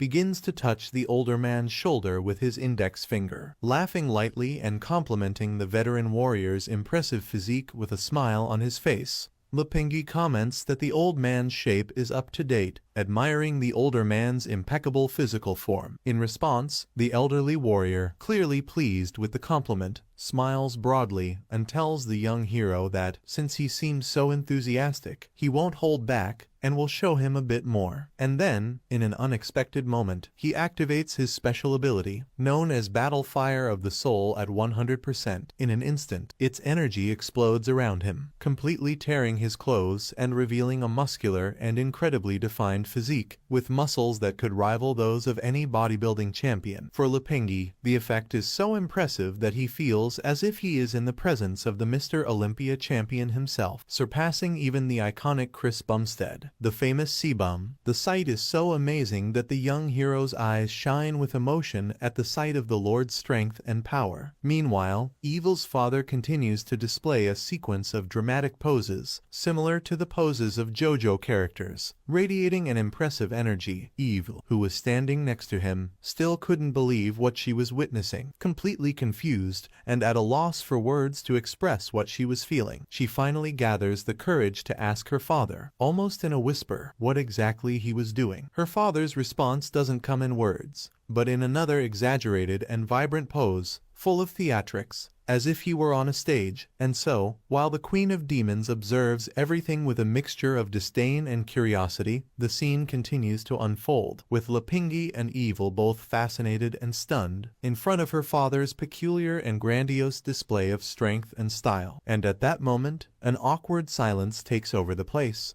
with the girl looking at her father and her father simply stuck in a pose because he hadn't seen her there, and the young hero simply looking at the two of them without understanding anything. And at that, the father asks if Evil has woken up yet, and at that, he thinks that Dad is making friends with their saviors, and at that moment, Liping was going to explain the whole situation, when suddenly, the Queen of Demons, Elizabeth, appears right in front of Evil, as if she had used a teleport, and says that now that she has woken up, she should spark immediately. And with a very dark tone, she tells the blonde girl that it is the first and last warning, making it clear that she arrived first, and Evil begins to tremble at that moment. After all, the Queen of Demons has a devastating tone for anyone. And then, the young hero tries to appease her. While Evil trembles a lot, he speaks to Elizabeth, asking her if she understands that it is so rare for them to have guests, and then he also asks why they don't talk a bit inside. Then he makes some tea to offer to Evil and her father. He apologizes for not having much to offer, as it is a rural area, but they could enjoy the barley tea he made himself. And then Evil, with that little glass of tea in her hands, asks her father if that's the miracle potion he had told her about earlier, the one that can heal immediately after drinking it. And the hero, hearing her say this, starts laughing, saying that it's a big exaggeration and that he only used a little natural water, and the Queen of the Demons wasn't enjoying Evil and her father's presence at all. She thinks, and at the same time wonders why on earth Liping brought those two humans, and also wonders what kind of experiment he plans to do with them, and she is completely disgruntled at that moment, wondering if perhaps she isn't enough to satisfy him with the Machiavellian experiments he has in mind. At least that's all she thinks. And at that, the old man says that he was almost unconscious, but even so, he remembers very well, even if vaguely. He remembers when the hero was weeding. The little robot dog arrives, holding the two humans, and the legendary hero, seeing this, quickly starts to move. He gives the tea to the old man, who quickly has his strength completely restored at that moment, making a yellow energy jump out of his eyes, and he continues, saying that if it wasn't for Liping's help, he fears he would never see his daughter again. At this, Evil stares at the small glass of tea and asks if they could really drink something as valuable as that, and at this, the young legendary hero gets a smile on his face and comments that the adventurers are so sycophantic, and tells them both that there's no need for such ceremony. He just wanted to offer them good hospitality and make them feel at home. And at this, the old man, who is really very strong, his shape is up to date, thanks Liping for everything he's done for them. And then they began to drink the tea, and at that moment, both of them were wide-eyed, and suddenly, a yellow energy began to illuminate the mouths and eyes of Evil and her father, and they felt as if they were in paradise. lying on the ground full of wheat and watching the birds flying in the sky. They had an ascension. The old man was a 3-star archmage, and he became a 4-star archmage. The girl was a 1-star mage, and became a 1-star archmage, and the old man, completely stunned, tells his daughter, Evelyn, that their magic has just broken the limits and advanced, and the old man's daughter confirms it, saying that it made the elven blood she inherited from her mother awaken. Her ears were even getting pointed at that moment, and right after they witnessed the climax, they sigh and say at the same time that they were feeling a peace at that moment. And then Leping tells them to have another round, and the white-haired old man starts to cry, his voice shaking. He says that this has been enough, and he says it from the heart, and at the same time he thinks that that boy called Leping is a golden young man. His goodwill is such that he ends up feeling bad, and the young hero says that everything is fine, and at the same time, he thinks he'd love to serve a snack with the drinks, but Elizabeth has taken everything for herself, and if he tries to take some, it would be like poking the Queen of Demons with a short stick. He'd be looking for an absurd problem in his life, and at that, Elizabeth says it's all hers and he shouldn't even think about it, and at that, the young hero tells the old man and Evil that he has nothing to serve them, and he's sorry for that. And by the way, he asks how they were attacked, calling the old man Uncle Baruz, at which point the white-haired old man says that, as the hero had already noticed, Evil has elven blood, and they were attacked precisely because of that. The girl explains that her mother was the saint of the elven race, who gave birth to her after falling in love with her father, but the elven race forbids marriage with other races. And after the girl has said this, Leping asks if they were being persecuted by the elves themselves, and at that moment, the demon queen says that this is utter garbage. It's nothing but nonsense. She says that she abolished this restriction a long time ago after she conquered and unified the world, and at that, Baruz comments that it's a long story. Ever since Evil's mother was forced to return to the Holy Land, he was running away and hiding with Evil. And then Leping answers Baruz,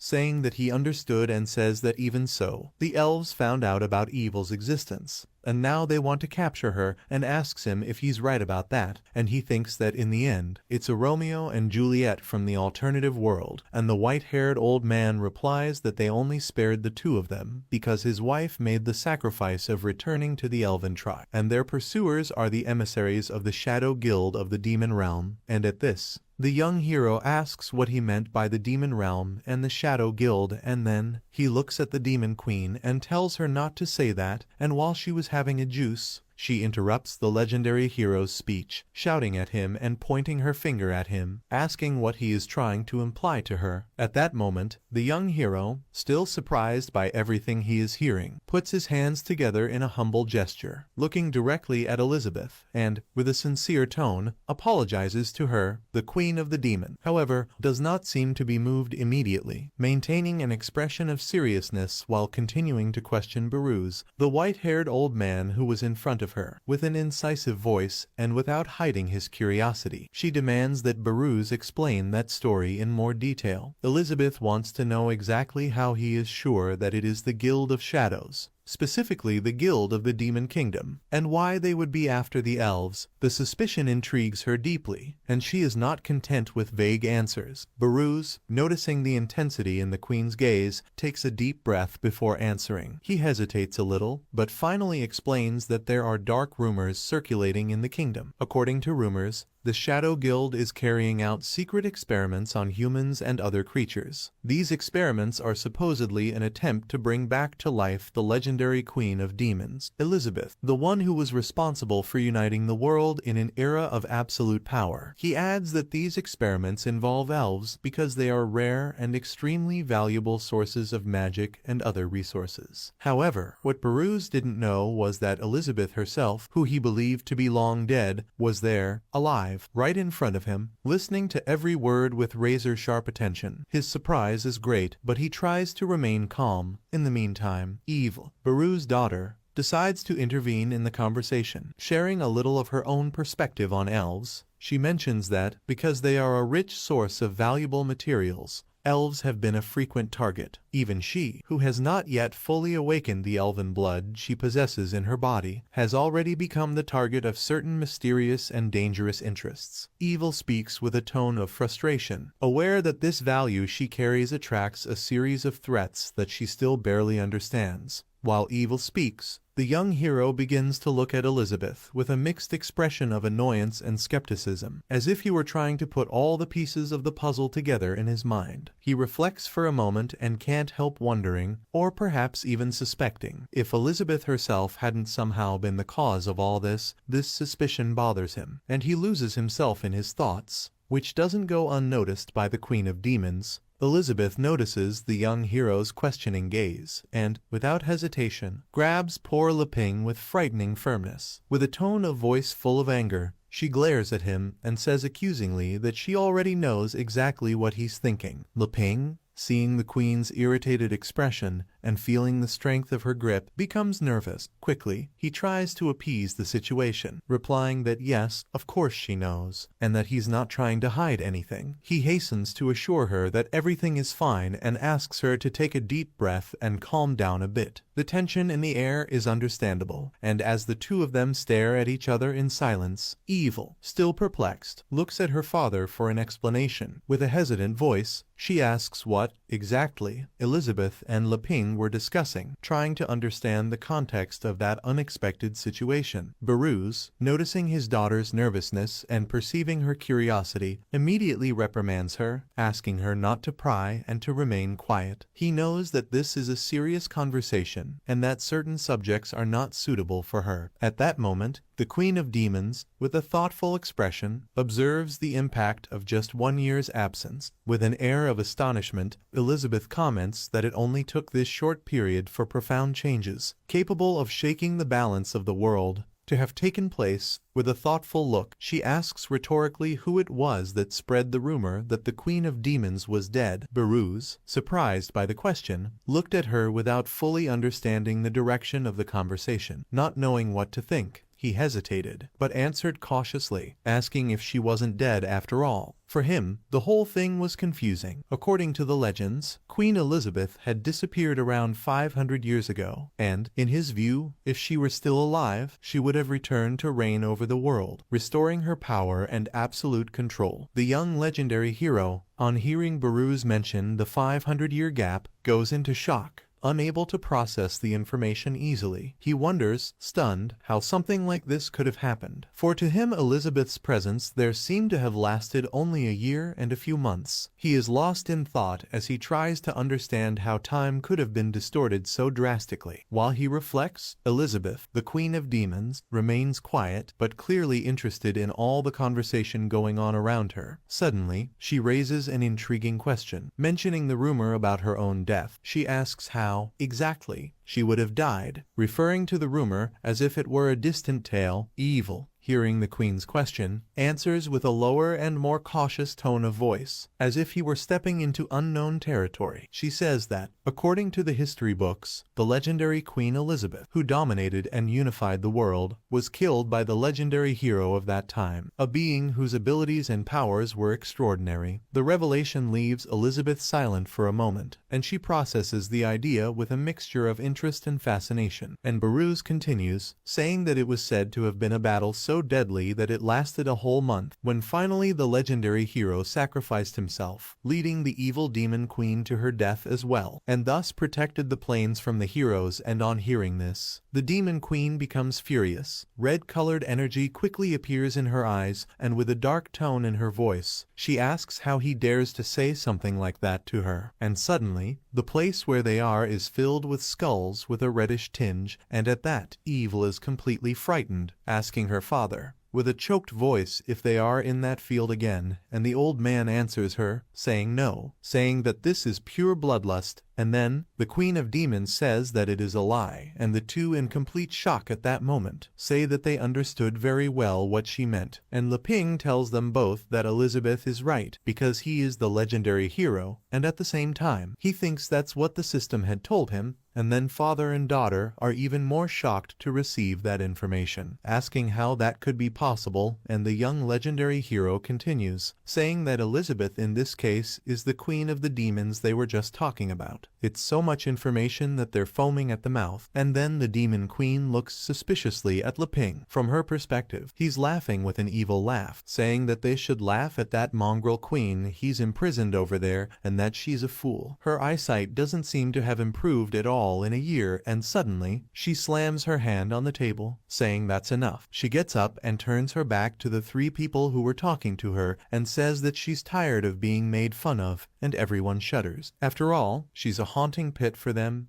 And then, visibly irritated and red-faced, she thinks that Leping is a bastard. She's already understood that he brought those two just to humiliate her, and this time, she thinks he's gone too far, and so, she leaves the house, closing the door with everything, making the walls crack completely. The Demon Queen's strength is still up to date, even though she's been out of commission for about a year, and after she leaves, Baruz simply lets out a sigh, and at that, he calls Leping and apologizes for the question, but he asks Leping what he plans to do with them. And while he's asking that, he's still trembling a lot, and at that, the young legendary hero, trembling too, replies that he still doesn't know, and first, they should just calm down, both Baruz, the elf, and him, and at the same time, he thinks that it seems that when Elizabeth broke the barrier, time there became chaotic and ended up out of sync, and it took 500 years of time from the outside world to synchronize again, and then, night comes. Baruz and Evil were lying very close to each other, and the girl, trembling, told her father that she hadn't thought that this was the truth behind the myth of 500 years ago, that the Demon Queen had fallen in love with the legendary hero, and had given up the whole world to live with him, just like her father and mother, and Baruz tells his daughter not to compare them to the Demon Queen and the legendary hero, because to him, that seems unprecedentedly bold, and he also says that Leping asked them to take it easy, and for Baruz, he thinks that the young hero is wondering whether to spare the two of them, and so she shouldn't say anything unnecessary, and they continue whispering, with Evil saying that if Leping wanted to kill them, why would he think of killing them afterwards, and old Baruz replies to his daughter, saying that just as he made them break the limits of evolution with that sacred tea, the Queen of Demons almost killed them. In their eyes, they are just ants. Whether they will kill them or not, only their mood will decide that, until suddenly, they hear footsteps, and a voice in a different tone asks them if they have slept yet, and what they are doing awake at this time, and Evil is completely startled to hear that, and Leping starts laughing. With a smile on his face, he says that since they can't sleep, he asks them what they think about playing a game of cards. At that moment, Baruz felt completely stunned, his mind flooded with a mixture of perplexity and unease. He wondered intensely what the young hero had meant by mentioning a card game, especially in a situation so full of uncertainties and mysteries. This card game seemed to be something more than just a pastime. There was something strange and threatening about the way the hero proposed the activity to them, with the tension evident in the air. The young hero then decides to light a candle, bringing a bizarre illumination to the room, which reveals dancing shadows and lends an even darker and more enigmatic air to the situation. The hero stares at Evil and Baruz, as if trying to penetrate the essence of their souls, and begins to explain the rules of the game with precision, detailing each stage as if it were an almost ceremonial ritual. After finishing, he turned to them both with a firm expression and asked if they had understood everything he had said. Baruz, trying to hide his confusion and unease, replied that yes, he had understood, although inside he was still in a whirlwind of questions and doubts. Evil, on the other hand, who seemed to have a peculiar and distorted view of the world, something very similar to the perspective of the Queen of Demons herself, Elizabeth, began to form her own theories about what was happening. To her, the whole thing seemed to be the dreaded test of life and death that her father had mentioned earlier. She comes to the conclusion that the young hero is, in fact, about to decide whether or not to spare her and her father's lives. While Evil processes her thoughts, Leping watches them both with an intriguing smile on his face, and, in an agile and skillful move, begins to shuffle the cards. Evil can't take her eyes off his every move. Her heart begins to beat harder, as if she were facing a deadly riddle. In the midst of the tension, she feels her mouth dry and, trying to get some clarity, she decides to ask the hero a question. With a trembling voice full of anxiety, Evil tells Leping that she hopes she isn't being rude, but she would like to know what the name of the game is that they are about to play. To her, there was something dark emanating from those cards, as if each of them was imbued with some hidden and terrible power. Leping, surprised by Evil's unexpected question, pauses, as if pondering deeply what to answer. He considers for a moment saying the real name of the game, the Lord of the Earth, but reflects that perhaps that name would not have the same impact for people from that world, and might sound incomprehensible or strange. After a few seconds of reflection, he smiles slightly and claps one hand in the other, like someone making a final decision. He looks at Evil and Baruz and firmly states that the name of the game is Dragon Fight. The reaction is immediate. Both father and daughter are startled to hear this name. Their expressions are taken by a mixture of amazement and fear. Those words seem to echo in the air, loaded with a deep and sinister meaning. What Evil and Baruz couldn't have imagined was that someone else was there, observing every detail of that scene. The Queen of Demons, Elizabeth, was present, floating in the air, invisible to everyone. She was using a very high level of camouflage magic, a technique that made her completely undetectable, allowing him to observe every movement and expression without anyone suspecting her presence. In silence, Elizabeth watched the young hero with voracious interest, trying to decipher what he was really planning by proposing a game with such an enigmatic name. In her mind, several questions arose, and she tried to connect the dots to understand Leping's true objective with this dragon fight. There was something intriguing and potentially threatening about it all, and the Demon Queen didn't intend to miss any details. Noticing Baruz and Evil's obvious fright, the young hero then tries to reassure them with a lighter tone of voice. He explains that they should see the game as a great adventure, as if they were two brave heroes who would join forces to face a powerful dragon. Facing challenges and trials together, he comments that the cards they each pick up would define their roles within the game, determining who would be the hero and who would take on the fearsome position of the dragon. When he hears this, Baruz feels a twinge of relief, but the fear still lingers in his eyes. He leans slightly towards his daughter, and, in a whisper that barely contains the tension, confides in her that he is now certain that this is, without a shadow of a doubt, a test. For him, this card game, which at first glance seemed to be a simple distraction, represented something much greater, and in the view of the father and daughter, who are completely desperate. Leping was looking like a psychopath, saying that they should get ready, because he's going to start shuffling, and they should think very carefully before choosing. But in fact, at that moment, the young legendary hero was laughing and surprised. He said that just look at the first hand, it's a beauty, and then he gave a tone of excitement to the two, asking them to choose two. And then Baruz calls his daughter and tells her that there is no more room for hesitation and for her to draw her cards, and the girl answers her father, saying that she understands and that she will do it now. She reaches out and touches the card that is casting some rays, until suddenly everything turns a bluish hue and Baruz, the old man, becomes completely worried, looking up with wide eyes. He thinks, and at the same time wonders, if this was another realm, and then the girl simply puts her hand on the ground. She starts to sweat a lot, thinking that this is not good, because just by touching his cards, she has had all her magic drained, and then, with a completely shaky voice, she apologizes to her father, saying that she is sorry, and then Baruz tells her that everything is fine, and she should leave the rest to him. And excited, Leping asks if there's a possibility of a dragon, and he thinks although he hasn't drawn great cards, it's still a good hand. He's got a king and good cards, not bad. He really thinks it's not bad, and it's worth a try, and at that, Baruz says he doesn't want to do it, and his daughter says she doesn't want to either, and at that, the legendary hero thinks that if they draw another 4 and another 2, he'll have a winning hand. And then he asks Baruz and Evil if they're sure they don't want to, and they both start shaking their heads to one side and the other at the same time, making the sign of denial, and then the hero says that he won't hold hold back. He takes the card and turns it over, showing 3 cards, but he sees that it didn't work and expresses his displeasure at that moment, and then the elf and the old man are in shock. Evil thinks,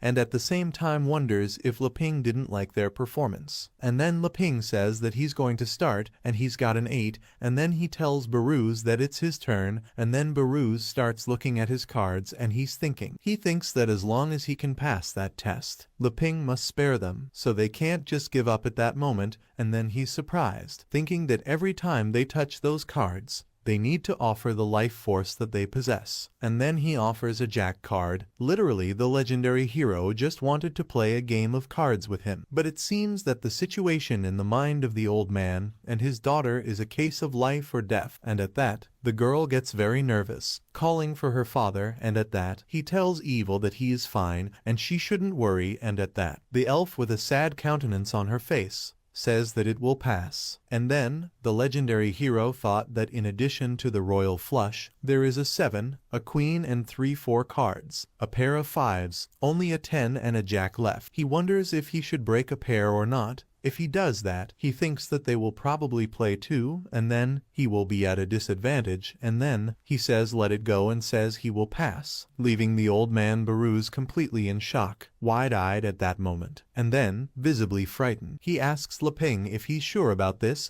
and the young man confirms it to Baruz, and at that, the old man gets nervous and thinks that Leping is making him pick up cards on purpose so that the life force is devoured, and in this situation, it only remains for him to get rid of all the cards as quickly as possible, and at that, he says that according to the rules that Leping said, that combination of cards can be called an ascending dragon, and suddenly, he feels something bizarre, and he tells himself that his old body should be able to take it. He thinks that it cost him a leg. The bigger the cards he plays, the bigger the price, and suddenly, a blue dragon appears, giving the elf and her father quite a scare. They are wide-eyed, when suddenly, the blue dragon simply unleashes a blue blast towards the legendary hero, leaving them both there in shock. And then Elizabeth just watches them play, and then the old man Baruz is in shock, thinking that a combination of cards activates a kind of punishment, and then he's just dug his doom, and he's just offended the legendary hero. He thinks he's dead. He's just died, and then the legendary hero is pensive, looking at his cards. And then he comments to Baruz that he made a good move, and Baruz tries to talk to Leping, trying not to have a disagreement, but the legendary hero tells him that it's over, and they can continue. He says this with a smile on his face, because for him, it's just a game for both of them to have fun, and not something that is a matter of life and death, as the elf and the old man were thinking, and Beerus says that's all, and then he starts to look at his cards, while he shakes a lot. And then he says he's going to play a 3 card, and the girl says she's passing her turn, and then the legendary hero says it's his turn, and he has a 10, and Baruz and Evil say they're passing, and Leping starts laughing a lot, and then he says 6, 7, 8, 9, 10 with a jack and a king, and suddenly a blue flame appears, called a destructive wave from the sky, leaving Baruz and Evil completely shocked. Inside the wave, the old man asks his daughter to hold on tight, and she shouts for her father, and suddenly, they both enter the water, which is more like a flame, until as they pass, they both speak at the same time, as if they were a country duo, that they can't, and they try to pull in air, as they are a little suffocated at that moment, and Leping tells them that everything is fine, and he has 3 more pairs for them. And suddenly, a cavalry suddenly appears, leaving the old man in shock. He says that he can't, and Evil asks her father to wait a bit, because she can, and at this, Baruz becomes completely desperate, telling Evil that no, she would pay with her life force, and the girl answers her father, saying that she can't hide forever. She also has to protect her father. And then, she chooses 3 9 cards and a pair of 5s, and then 2 cavalries enter at that moment, and at that, Baruz gets completely worried. Wide-eyed, he asks his daughter if she's okay, and the girl very bravely answers her father that she's fine, and at that, Leping speaks, in a very friendly way, that one must protect one's companions,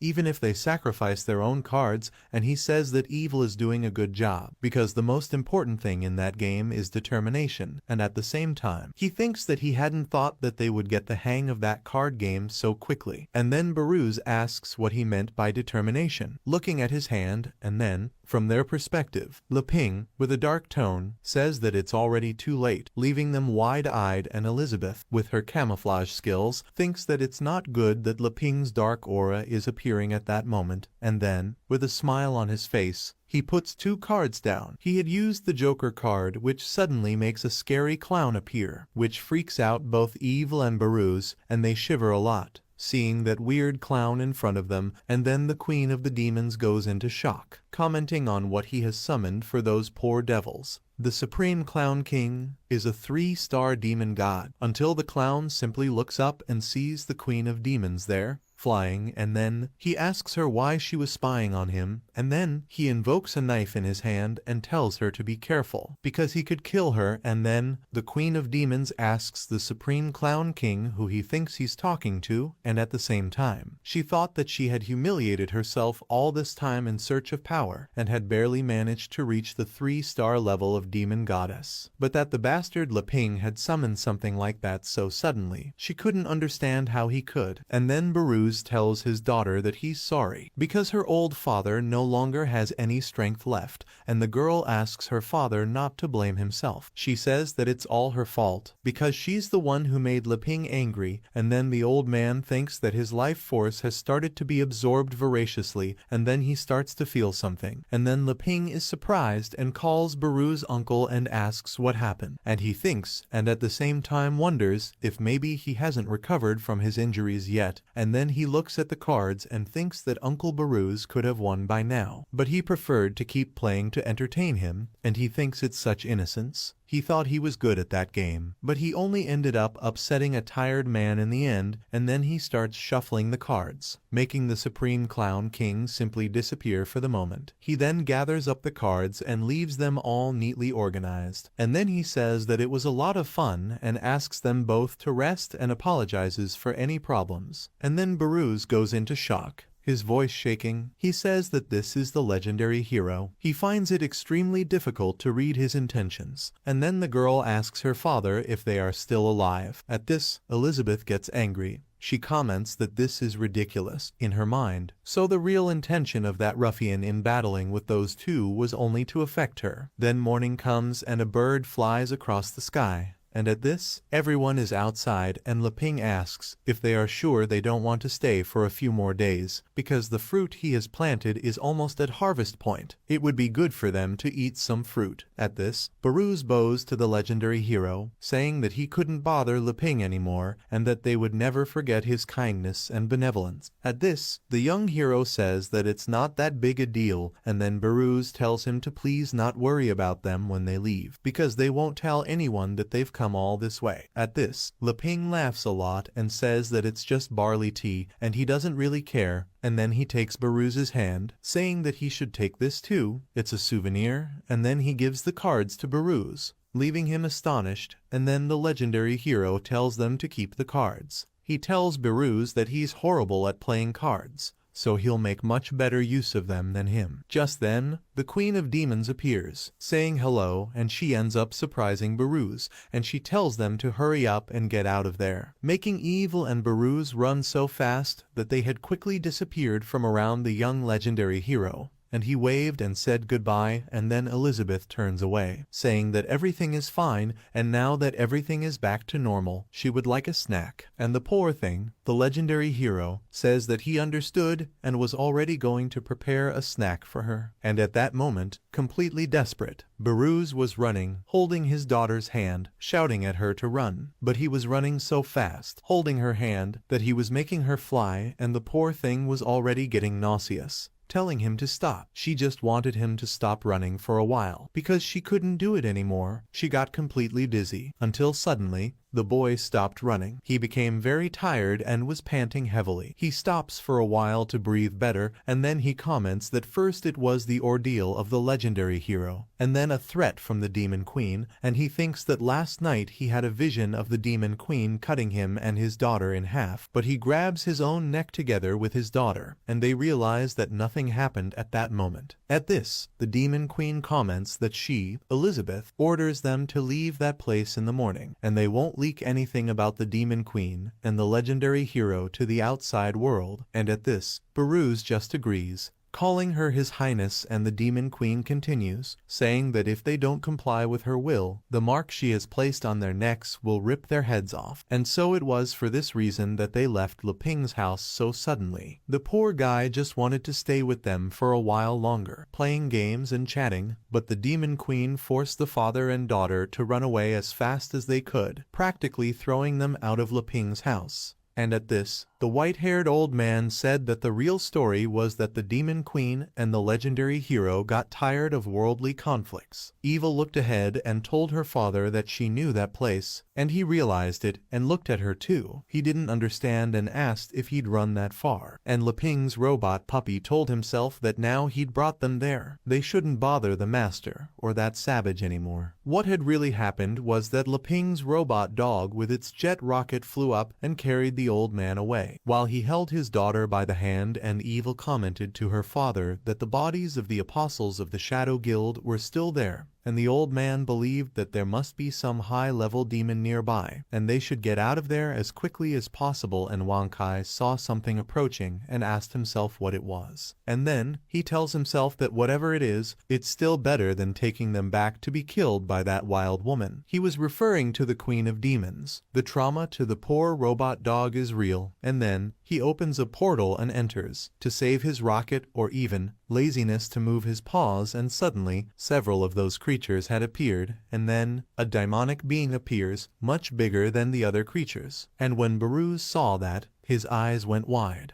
saying that that was the great apostle, and Evil didn't quite understand what he meant, because she didn't know him, and that giant lump kept looking at the two of them and smiling. That was the great apostle, and his level was 2-star great demon, and he was part of the Shadow Guild. And then there were the apostles who were 4-star demonic spirits who were part of the Shadow Guild. There were also others with 3 stars and 2 stars. And when Evil saw this, she grabbed her father's arm and said in a trembling voice that the difference in power was too great, and she asked him to please let her go and for him to get out of there. The girl's father, Beerus, is a 1-star Archmage level warrior, and the girl is a 1-star Archmage level archer. And then the white-haired old man tells his daughter that the difference is great, but compared to the realm of difference between those two, the apostles are nothing, and he thinks that it's like Leping had said. Determination is the most important factor in a card game, and he tells his daughter that her father was once known as Baruz,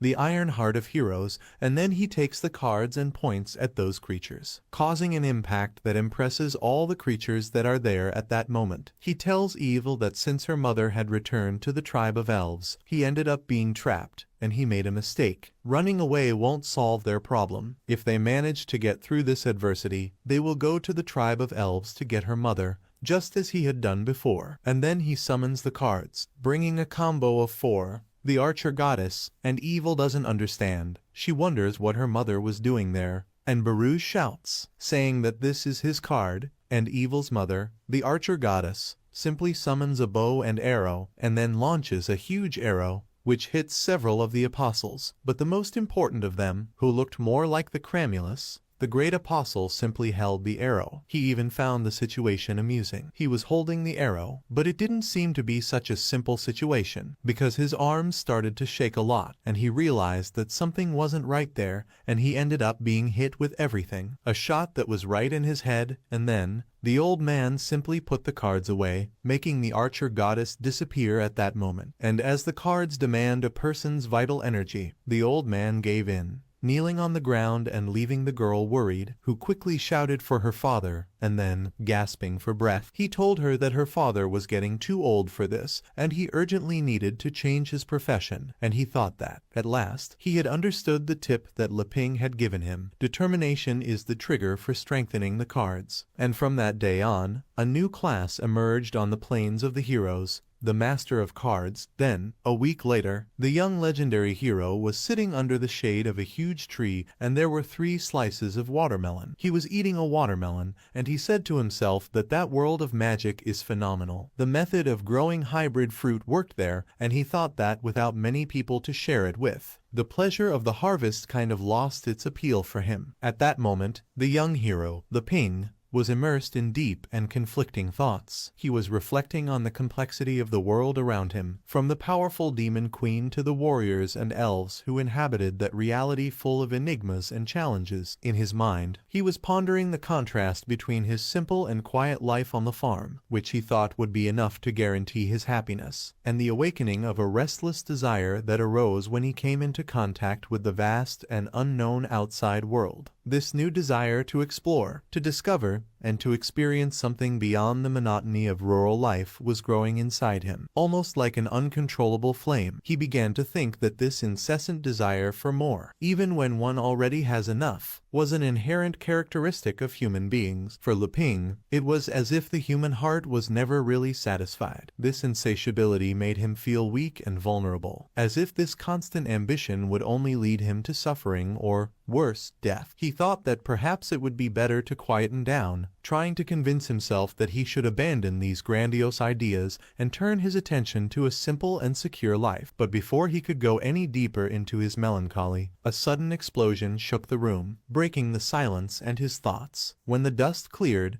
the majestic figure of the Queen of Demons, Elizabeth, appeared in all her stateliness, sitting casually in a chair as if she owned the entire universe, with a shrewd look full of superiority. She stared at Leping and, with a slightly provocative smile, asked what had happened to him. Noticing the melancholy expression on his face, she asked, saying that he was looking depressed. What had happened now? Leping, trying to contain the sadness that showed on his face, sighed deeply before answering. He told Elizabeth that he wanted more than ever to go out into the world, to explore its wonders and mysteries, but that he felt too weak to face the dangers that he would surely encounter along the way. Upon hearing these words, Elizabeth let out a laugh that echoed through the place, full of irony and a touch of amusement. Then, with a casual gesture, Elizabeth made an unexpected proposal. She invited Leping to travel with her. Her tone was defiant, and she implied that he could be extremely arrogant for believing that the outside world would be something easy to deal with. She knew that the reality out there was cruel and merciless, very different from the protected and almost paradisiacal environment where he had lived until then. Upon hearing the invitation, Leping couldn't hide the sudden wave of enthusiasm that overtook his being. He anxiously asked the Queen of Demons if she would really allow him to accompany her. While his mind buzzed with thoughts, he thought that with her protection, everything would change, aware that Elizabeth, being who she was, would be quite a companion for a journey full of challenges. However, Elizabeth seemed less impressed by his excitement. Sipping her drink nonchalantly through a straw, she responded with a certain tolerance, telling him not to talk nonsense, and asked him to go and change and stop wasting time. Without hesitating, Leping rushed off to change, emerging moments later with a stylish jacket, pants that he had sewn himself, and the key hanging from a cord around his neck, which he always carried with him. Elizabeth, observing the scene,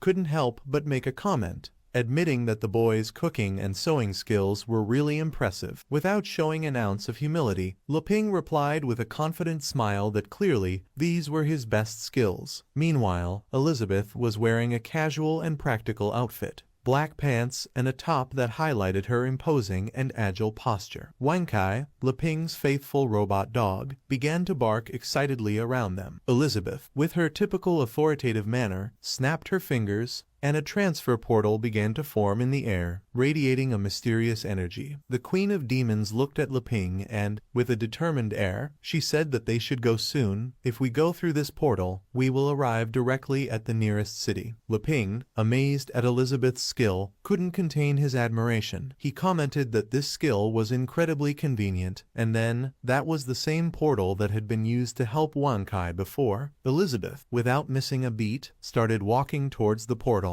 her unwavering confidence making it clear that she was used to being the leader in any situation. Before she could cross, Leping called her with a certain urgency, asking her to wait a moment. Elizabeth, before they go, he has some questions to ask. Elizabeth stopped, crossing her arms and looking at him with a mixture of curiosity and impatience, waiting to hear what he had to say before they continued their journey into the unknown. And then, she looked back to hear what he had to ask, and at that, the young hero asks her if she's not going to abandon him, and asks her if she's going to control her, and asks her if she's going to be subtle, and asks her if she's going to come back after she sees what's changed in the outside world. He literally threw 4 questions at the demon queen at once, and he seemed a little apprehensive about asking them. And at the same time, he thinks that now that the protective barrier is no longer active in the beginner's village, without the protection of the demon queen, he'll end up becoming demon beast food in minutes. But from the demon queen's perspective, he had told her 3 rules, which were, the first, that without his permission, she wouldn't go anywhere, the second that she should control her temper, or he would. The third is that she shouldn't use her mediocre magic, as she would spoil his fun by pretending to be a normal person. And at that, the demon queen listens to it all in a distorted way and thinks and wonders at the same time if he thinks she's a rat who will run away if she can't win, and at that, with a completely somber tone of voice, she answers the young boy saying that she would, yes, go back with him. She thinks that the outside world means nothing to her, until she manages to defeat him. She thinks that the young legendary hero is nothing more than an evil hero, and at that, he asks if she is serious, and she continues, saying that he needs to agree to a condition of hers, and at that, the young hero asks what that condition would be, and he thinks maybe she didn't like the idea one bit. And then, she starts walking towards the young man and approaches him. She says that when they get back, she'd like him to make her a super fruit pudding, and he asks her what she means by a pudding, and she says that's exactly what she wants and asks him if he has a problem with that. And then, she turns and starts walking back towards the portal, and the young man replies to her that actually there's no problem. And then, they go on their way. It's all settled for him. And then, they enter the portal and poor robot dog just can't get in, because when he gets close, the portal just disappears, and at that, the young man closes his eyes, and when he opens them, he realizes he's in a completely different place, and he's surprised. They were in the city of Boaster, which was neutral territory. There were several creatures roaming around the city, and the young hero is impressed, commenting that the place is very cool, and it's like he's stepped into another world, and he tells Elizabeth to look at it, because there's an equipment store there, and he tells her to look at it too, because they're selling ingredients too, and then he realizes that it's not actually just pork that they sell there, and so he goes off to visit each little shop, hopping around on his tiptoes. At this, the demon queen comments that 500 years have passed, and the outside world has changed almost nothing in her opinion, and at this, the young man says that it really isn't as chaotic as Beerus said, and at this, the demon queen says that this is because she had established solid foundations during her reign, and he should take a good look, and before various forces were in conflict, it was pure chaos. So she used her absolute power to suppress all these forces, and then she established rules that put everyone on an equal footing. And she says that she is the savior of that world, and not the legendary hero, until she realizes that instead of the legendary hero being there listening to her talk, he had simply disappeared, leaving her talking to herself. When she looks ahead, he is looking at a little shop, and she gets very angry, calling Leping a fool and comments that he didn't even care about the great deeds she had done before. And then, the stall had several plush toys, and the young man commented that they were very detailed, and the stitching was well done, and then he asked the girl if she had made them, and then the girl, a little reluctantly, said that yes, she had, and if he wanted to buy them, she could give him a special price, until suddenly, a bipedal pig appeared, saying hello to the little girl, and asking her who had given her permission to set up a stall there. And then he kicks the poor girl's stall with everything, knocking over the poor girl's products, and then, in a very rude way, he grabs the girl's arm, calling her a stinky girl, and says that her stinky church didn't pay for his gang's protection. And then he asks her how she has the courage to set up a stall in his area, and at that, the children who are younger than that girl get worried, crying, because they didn't want any harm to come to that girl called Annie. And then he decides to hold her by the collar of the back of her clothes, and she has the strength to answer the bipedal pig, saying that they have never protected them, and then she asks why they would continue to pay for protection, and then the pig calls her an idiot, and says that since last month that street has become his territory, and if she wants to survive there, she'd better start paying the monthly taxes. And then the girl tells him that it's a lie, saying that the church belongs to the nun, and when she comes back, he'll see what happens to him. And then the pig calls the girl an idiot again, asking her if she hasn't understood the situation she's still in, and then he tells her that it's all right, and he's going to throw all the orphans out today and burn down that damn church. And Leping is shocked by what he's just heard from that pig. Visibly annoyed, he tells the pig to let her go, and the pig looks at him and asks what the hell he wants, and the legendary hero tries to find something to say to the pig, and the demon queen thinks that Leping should mind his own business, and at the same time, she wonders if he really wants to play with the lives of lesser beings again, and the legendary hero looks at Elizabeth, thinking that she should give him a hand at that moment, but she turns her face away, thinking that she won't stoop to his level, leaving him completely frustrated at that moment. And then the pig asks the protagonist again what the hell he wants, and then the poor young hero doesn't know what to do, putting his hands on his head, and then he slaps his hands together as if he had found a solution, and then he points his finger at the pig and tells everyone to watch, saying that that pig is threatening the little girl, and then he asks them to call the police or something, so that someone could do something at that moment. At this, people don't lift a finger, and then he looks over and realizes that people are pretending not to hear him, and that one guy is eating a cantaloupe, ignoring what the young hero has just said. At this, the pig starts laughing, asking if the hero really thought that someone would help, and says that everyone there knows the Beast Gang. No one wants to make trouble for themselves. 7. At that, the pig continues, saying that judging by the young man's clothes, he would say that he is an outsider from the south, and he also says that the girl he is with is very attractive. And at that moment, the young hero says that he is right and asks him to negotiate with him, saying that he has some spices in his backpack and he can give him some in exchange. And at that, the pig says that the fun is over, and then it was time to beat Leping up and take the girl to join the gang. And then, the demon queen, hearing what the pig had just said,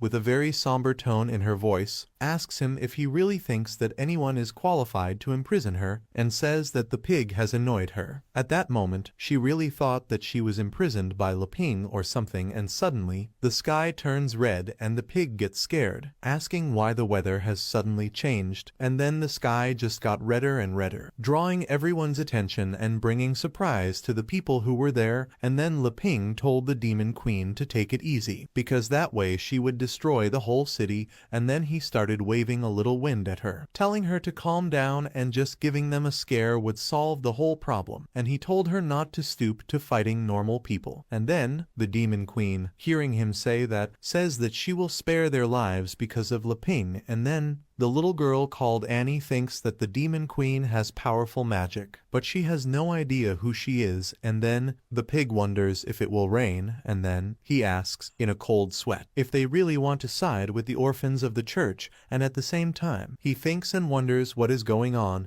and why he is suddenly afraid to look at them. At this, the young hero asks the bipedal pig just to tell him how much this protection they owe him costs. And at this, the pig, with a slightly shaky voice, says that 10 gold coins is the total for 2 months of protection. And at this, the queen of the demons thinks it's funny and says that 10 gold coins is mere gold, and says that the pig is making all this fuss. It's endless nonsense to her. And at this, the young hero approaches the queen of the demons and asks her, if that's the case, she must have a lot of gold coins. And then Elizabeth answers the young hero by saying that he shouldn't talk nonsense. She has so many treasures that he wouldn't be able to count. And after she has said this, and he listens very well, he then asks her what she thinks about lending him a bit of money. As soon as he sells the vegetables he has harvested at his house, he would pay her back. And then the queen of the demons calls him a fool. She asks him if he plans to trade her food to help those useless people, and he says that she won't allow it, and besides, she didn't bring anything when she came after him, making him practically fall to the ground with that horrible news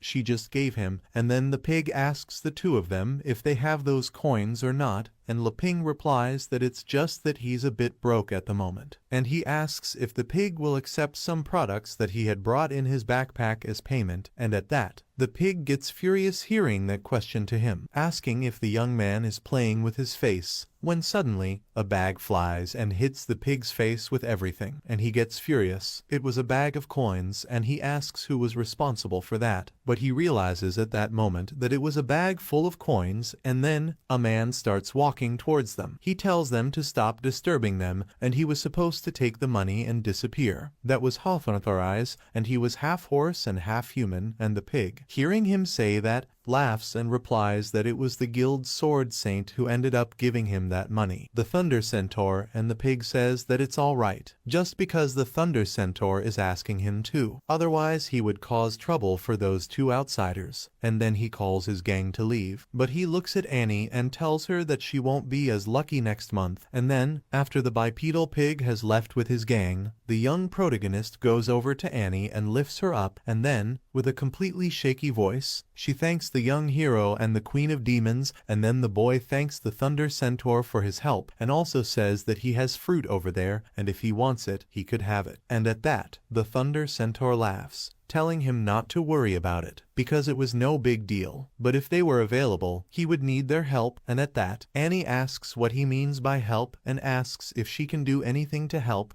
and at that, the Thunder Centaur tells her that they will talk somewhere else. If it works out, he thinks they can solve even Annie's financial problems. And the Demon Queen, being very direct, says that she's not interested and asks Leping for them to leave right then, and there, the young hero becomes desperate, asking her to wait a bit, saying that they couldn't leave like that, and he continues, saying that that guy had helped them, and asks her to at least listen to what he has to say and asks her if everything is okay. And then one of the orphan boys asks Annie, calling her his big sister, if she's going out, and Annie tells him yes and tells him that he can go back to the church without her and asks if it's okay with him. And she also tells him that she'll be back soon. And then Leping, the Demon Queen, and Annie go to a pub with the Thunder Centaur, and he tells the people that as soon as they enter the tavern, they should stay close to him. They start to walk around the tavern, and then a guy who was sitting with some friends calls the Queen of Demons, Elizabeth, saying that she is very beautiful, and Leping doesn't deserve her and asks why she doesn't sit with them, because he knows what Elizabeth's temperament is like. And then the Queen of Demons gets completely angry, asking what that guy has just said to her, and quickly, the man starts drinking from his mug,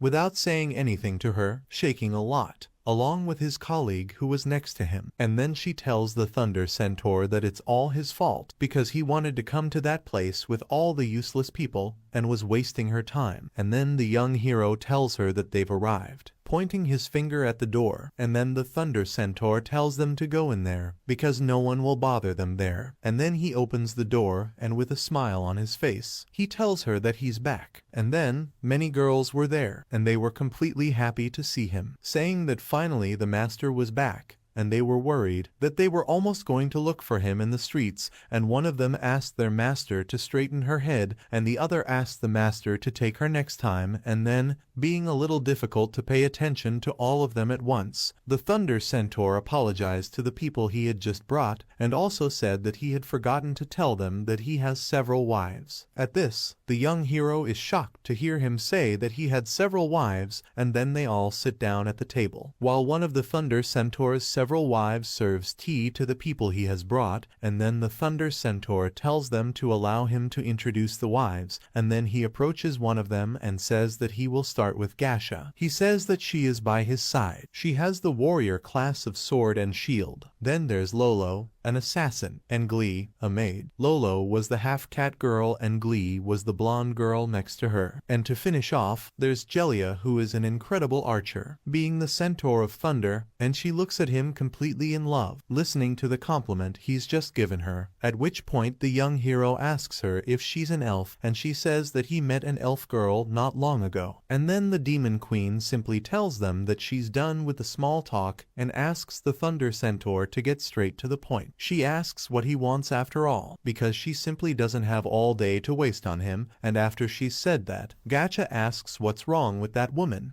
and tells her master that Elizabeth is very conceited, and then Elizabeth says that's how the queen is and asks if Gacha has anything against that. At this, Lolo says that this is a joke, saying that she even calls herself queen, and at this, she asks her master if Elizabeth has something wrong with her head, and at this, Glee comments that judging by the shape of her ears, she's probably a low-class half-breed with elven blood, and she asks what kind of attitude this is right in front of her, and at this, the Queen of Demons, hearing all this, with a completely somber voice, says that they have chosen death and what is about to happen is not her fault, and the young hero quickly offers her a pudding. After all, he knows Elizabeth well, and he knows how to buy her, and she sees the pudding and her eyes fill with stars, and she quickly opens a smile. She doesn't even look like the same person who had just threatened the girls at that moment, and seeing that she takes the pudding and starts to eat it. The young hero gives a sigh, saying that thank God, he came well prepared for the adventure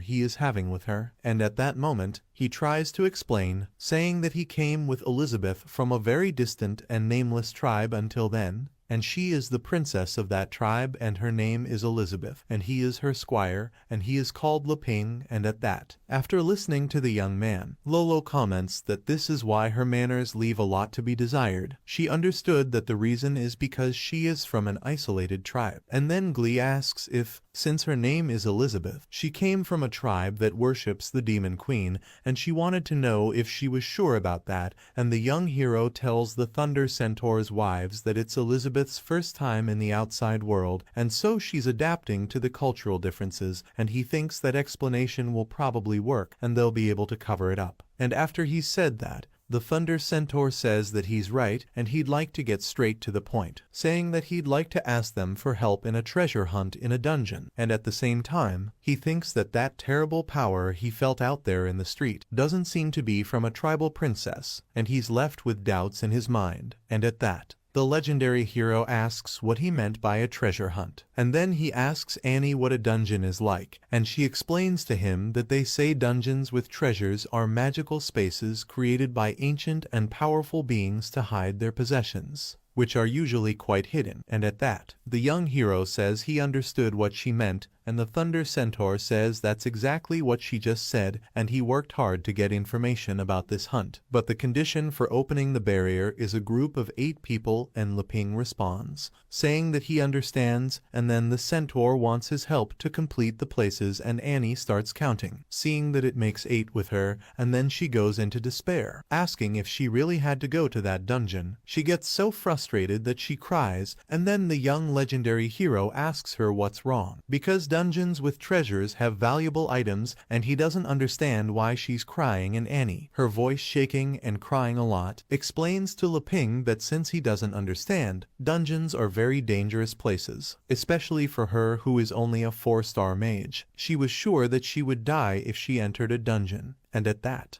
the young man asks her if that's exactly what it is and explains that he's not very versed in magic levels. At this, the centaur said that they could not worry because they would only help him to complete the number of people. When they entered, he would fight, and then they would share the treasure he got with his wives, and then everyone could expect hundreds of gold. And at this, Gacha comments that a few days ago, the master repelled several apostles who were after Jellia with just one hand. She says that he is quite strong. Annie gets excited after hearing the centaur say that. With a smile on her face, she says that hundreds of gold coins would certainly help her pay off the church's debts, and then Leping asks the demon queen if she doesn't think it would be good for them to help, and Elizabeth sleepily tells him that it's okay and asks him not to disturb the queen by tasting a delicious pudding like that. The centaur stares at the elf until she realizes and picks up the crystal ball. Young Leping doesn't understand why they're showing him a crystal ball at that moment, and the centaur puts his hand on it and tells him that it's a crystal ball of magical measurements that the Glee possesses, and they just need to put their hand on it and it will measure their magical level. He comments that this is truly incredible, but he is in doubt and asks what that 8, 7, 6, 9 that had appeared was, and Annie explains to him that that crystal ball is used to convert magic levels into numbers, and being 8, 7, 6, 9, the centaur must be at the demon spirit level, and the Thunder Centaur replies that he is at the 4-star demon spirit level, and his wives are all 4 to 5-star archmages, and since they're going to form a group, they need to get to know each other well. And then Annie stands up and puts her hand in the crystal ball, revealing that she has 300 and Glee comments, asking if it was only 300, saying that she had more than that when she took first class, and Annie starts crying, her voice shaking. She apologizes, saying that her magic doesn't go up, and then Leping, laughing, says that now it's his turn. He thinks that he knows that he hasn't trained any magic for all these years, but since he has the potential to be a legendary hero, he believes that he doesn't have low magic, and so he puts his hand on the crystal ball with some expectation. But nothing happens, and then the Centaur wonders if it really is 0 and comments that even a martial artist wouldn't have 0 and asks if the young hero knew that. And then, the young hero becomes completely frustrated at that moment, thinking that clearly, a farmer who spent all his time in that world weeding wouldn't have magic, and then, he sits down in the chair with a lot of dissatisfaction in his heart. He says that he thinks he's already condemned to lead a life without magic, and Lolo asks what he's going to do and says that he can't be a nuisance. And then he gets excited, telling her that he may not have magic, but he's a good farmer, and speaking of which, he's brought fresh fruit that he's picked himself and asks everyone to taste it, and then the girls get a bit sick of him talking, saying that he's just a country bumpkin and he could keep his fruit, and Lolo, frustrated, asks if it's serious that he's Elizabeth's squire. And then the Centaur sees Elizabeth enjoying a nice pudding and asks her to please test the crystal ball, as he would like her to try the test too, and she simply ignores the Centaur's request. And then Leping whispers to her to do the test too, and the Queen of the Demons thinks that this is very annoying. She wonders if he really plans for her to join in his little game and play with those mortals, and suddenly, she quickly puts her hand on that crystal ball. But her energy is so strong, so absurd, that it makes the crystal ball start to glow, forcing everyone who is there at that moment to simply close their eyes due to the lighting, which is very strong. This makes Leping very worried. He thinks that if her identity as the Queen of Demons is exposed, it will cause such an uproar. He really doesn't even want to imagine the terrible mess it would be. Until he calls Elizabeth, and she answers the protagonist in a very direct way, saying that she knows, and she thinks that since he won't leave, she would just play his game, and then everyone is completely stunned. She has controlled her power, limiting it, and showing only 8, 7, 6, and 8, and Annie, seeing that, comments that Elizabeth is of demonic spirit level, just like the Centaur, and his wife, who was in the middle of it, said that it was impossible. There was no chance, asking how she was also a 4-star demon spirit, and at that, the young hero was relieved at that moment, because he thought things were going to get out of hand. And then, the Thunder Centaur, with a smile on his face, said that this was incredible, and as expected of a princess, with her with them, their chances of conquering the treasures would increase dramatically. And then Annie asks how they're going to get to the treasure dungeon, and Leping thinks that this is the second time he's been out, and he's already found something good, and he's going to see if he can learn more from them. And then the Centaur calls Glee. But she already knew what he was going to ask, and she says it's okay, and at that moment, she uses a skill, asking the teleportation scroll to open. Suddenly, a magic rune appears above everyone's head, and they are all instantly teleported to the dungeon. Young Leping is incredulous. He was very excited about the whole thing, and says that this teleportation magic is something very cool, until she senses something and wonders what that aura was, and then the Thunder Centaur asks them to quickly go to the entrance of the dungeon, and then he starts walking. But Elizabeth tells Leping that she doesn't want to go and asks them to go home, and then Gacha calls Elizabeth and asks her if she's joking, and also asks her if she had gone all that way only to change her mind at the last minute. And the other wives comment, asking the Demon Queen if she knows how many crystals and magic are needed to activate that teleportation scroll they had just used, and the other one says that if she's not going to get in, she shouldn't think she's going to get out. And Elizabeth turns to the two women and asks them if they want to try their luck. And at that moment, the young Leping asks everyone to be calm and not impulsive, and asks them all to listen to him, and then he claps his hands and speaks nicely to the queen of the demons that since she came there with him, he asks why she doesn't go with him to see what's there, and he asks her please,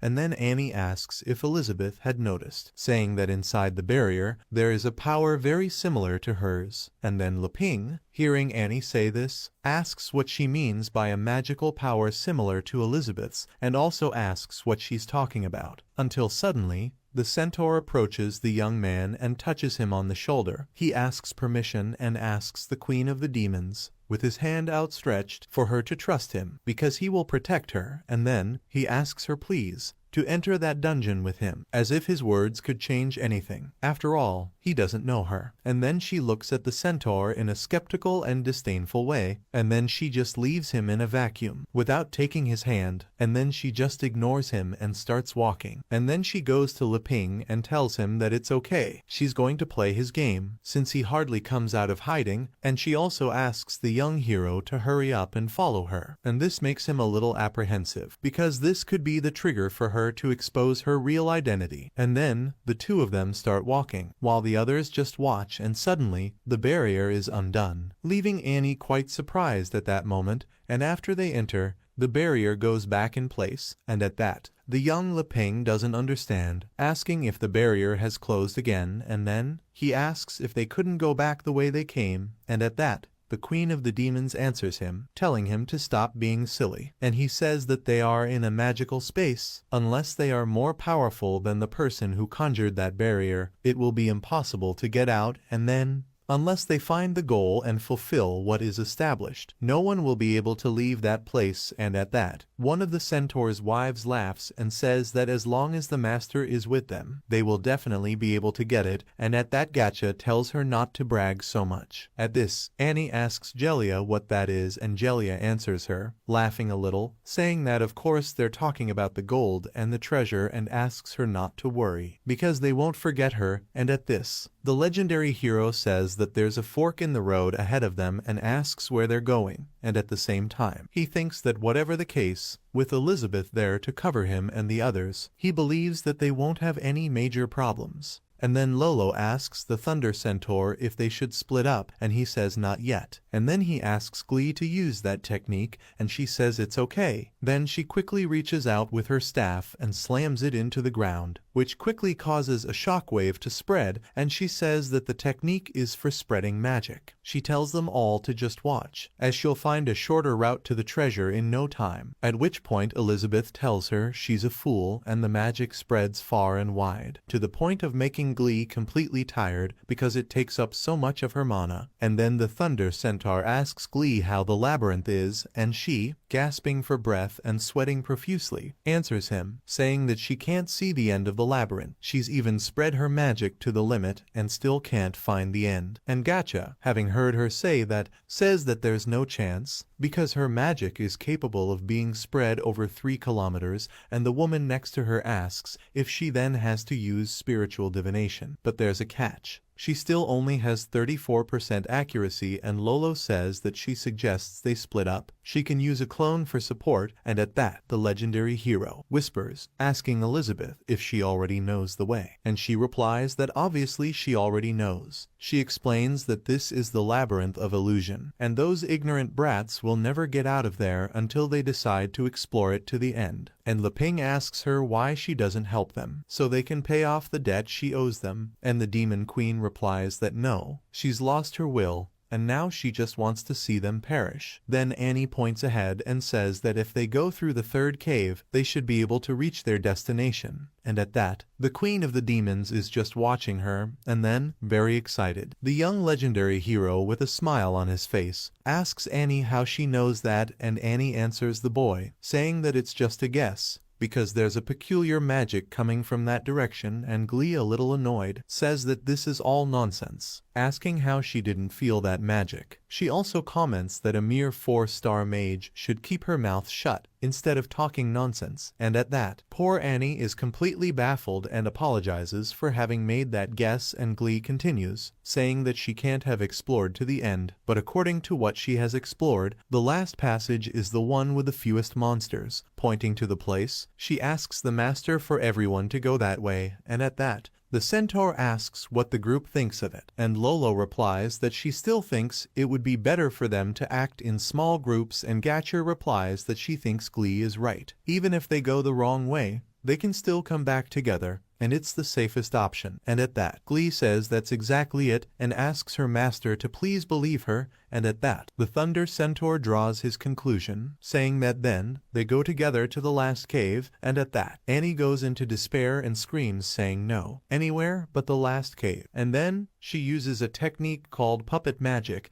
and then, she uses the summoning skill, making her plush start walking, and when the plush reaches that last entrance, it is simply cut into several pieces by a creature called a mimic worm, and at that, the young legendary hero is in shock at what he has just witnessed, and with his voice completely choked, he asks what that thing is. And the Demon Queen explains to Leping that it's a parasitic beast and is usually found in the bodies of colossal monsters, and he's blown away by what she's just said. And then Lolo tells Glee that she'd said there were few monsters, and she asks if she didn't see bodies in the monster's belly and didn't notice, and at that, Glee gets extremely angry at that moment. And then, the Demon Queen tells the young legendary hero that let them just perish, and they should leave now, and Leping is a little disconcerted, telling Elizabeth that it would be easier if she showed them the way, and then, they start walking. And then Annie tells Elizabeth that she doesn't know if this is the right way and asks them to wait for her. And then Lolo asks her master if she should use a clone to follow and spy on them,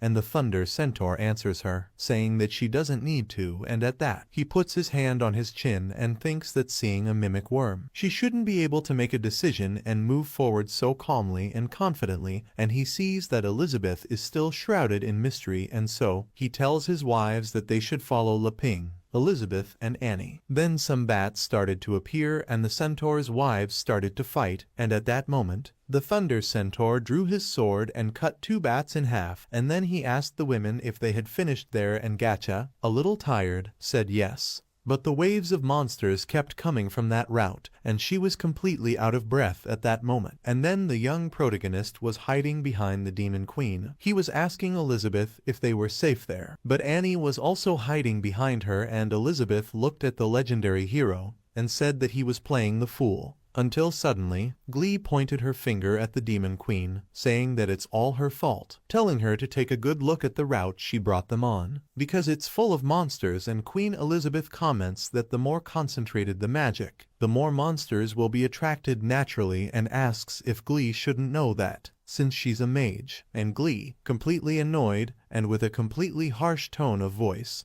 responds to the Demon Queen by saying that she obviously knew, and she, even though she's in the 4-star demon spirit, is just watching without doing anything, and she finds it completely outrageous. And at that, Elizabeth responds to her by saying that they were the ones who said they would take care of the monsters when they decided to come. And at that moment, the Thunder Centaur asks Glee to calm down, and Glee, deeply irritated and with her hand shaking, tells her master that she's dying of hatred for Elizabeth. And the Thunder Centaur replies that it's okay and says that it's a school honor for Elizabeth, and Glee, with a deep hatred, thinks that that woman not only makes her ashamed but also dares to call her master's attention. And then, one of the girls asks her master, why don't they take a break? And Gacha agrees wholeheartedly, saying that after such an extensive battle, they all need to rest a bit. And at that, the Demon Queen says no, saying that she doesn't have time to waste with them, and Lolo replies that then, that's fine, and asks why she doesn't continue exploring on her own. And the woman next to Lolo says that that's exactly it. If it wasn't for them defending her all the time from all the monsters that appear, she wouldn't be as relaxed as she is at that moment. At this, the Thunder Centaur asks Elizabeth that please,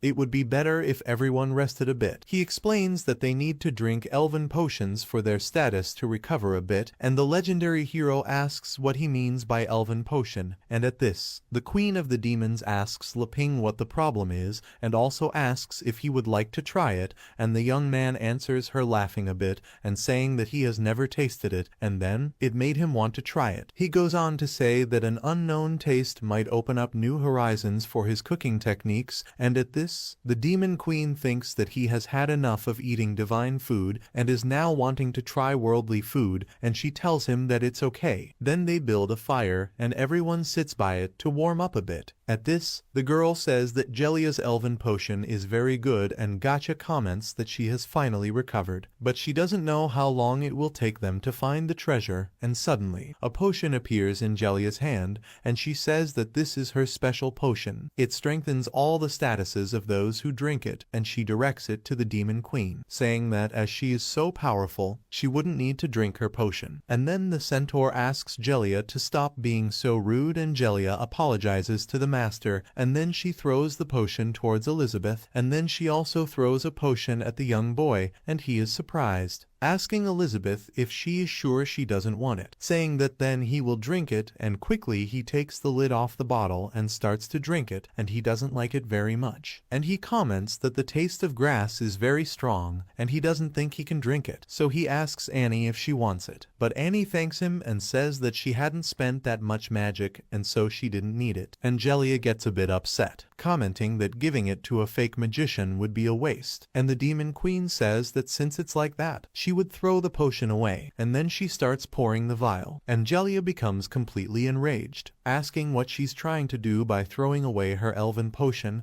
and at that, Elizabeth asks Jellia what else she thinks she's doing, and the young legendary hero tells them both that they've had enough of fighting, and he's also brought something for them, and tells them to just give it a minute as he was looking for it, and he believes it must not have crumpled. Then he takes a legendary banana out of his backpack and tells her that he tried to give it to her before, but he couldn't, and the centaur thanks him for it, and then everyone takes a banana and thanks the young legendary hero, and the young man realizes that they've run out of bananas and apologizes to Annie, telling her if she'd like an apple and holding it out for her to take. Annie picks up the apple and starts to cry, trembling a lot and with her voice completely choked up. She asks the young protagonist if he really wants to give it to her, and Leping doesn't understand anything and tells her yes and asks why he doesn't want to give it to her, and he thinks that it's just an apple and she shouldn't be crying about it. And then the girl, her voice shaking, answers the boy asking if she can take it to her little brothers. It's been a long time since the orphans have eaten any fruit, so the young man, who has a very good heart, takes Annie's hair in his hands, pats it, and says that he understands, and with a smile on his face, he tells her that she can. It's no problem, and he'll pick more for them when he gets home, and he promises that everyone will eat fruit until they get sick of it. At which point Glee throws the legendary banana, asking who would want to eat such rotten fruit. And Jellia, a little annoyed, asks how the hell this could be better than her elven potion, and the Thunder Centaur asks them to just fill their bellies for now, and he promises a very expensive feast for everyone when they get the treasure. And at that, he starts peeling the banana, and then they eat the banana, and suddenly, everyone is completely surprised. They were wondering where they were, and comically, they were all in carnival clothes. And there were some crickets with microphones in their hands singing and calling them to dance, telling them to let the samba infect their hearts, and at that moment they all started dancing and singing a little song. They started shouting samba, samba, and at that, the legendary hero couldn't understand why they were like that, and the centaur kept shouting and turning his face to one side and the other. And then Jellia asks her master what the hell he's doing, and the centaur simply realizes what he's doing and is completely embarrassed. So he asks for forgiveness, saying that he's lost his composure a little, and then the young legendary hero asks what this dance was that happened so suddenly, and the Queen of Demons answers him, saying that frankly, she has no idea what just happened.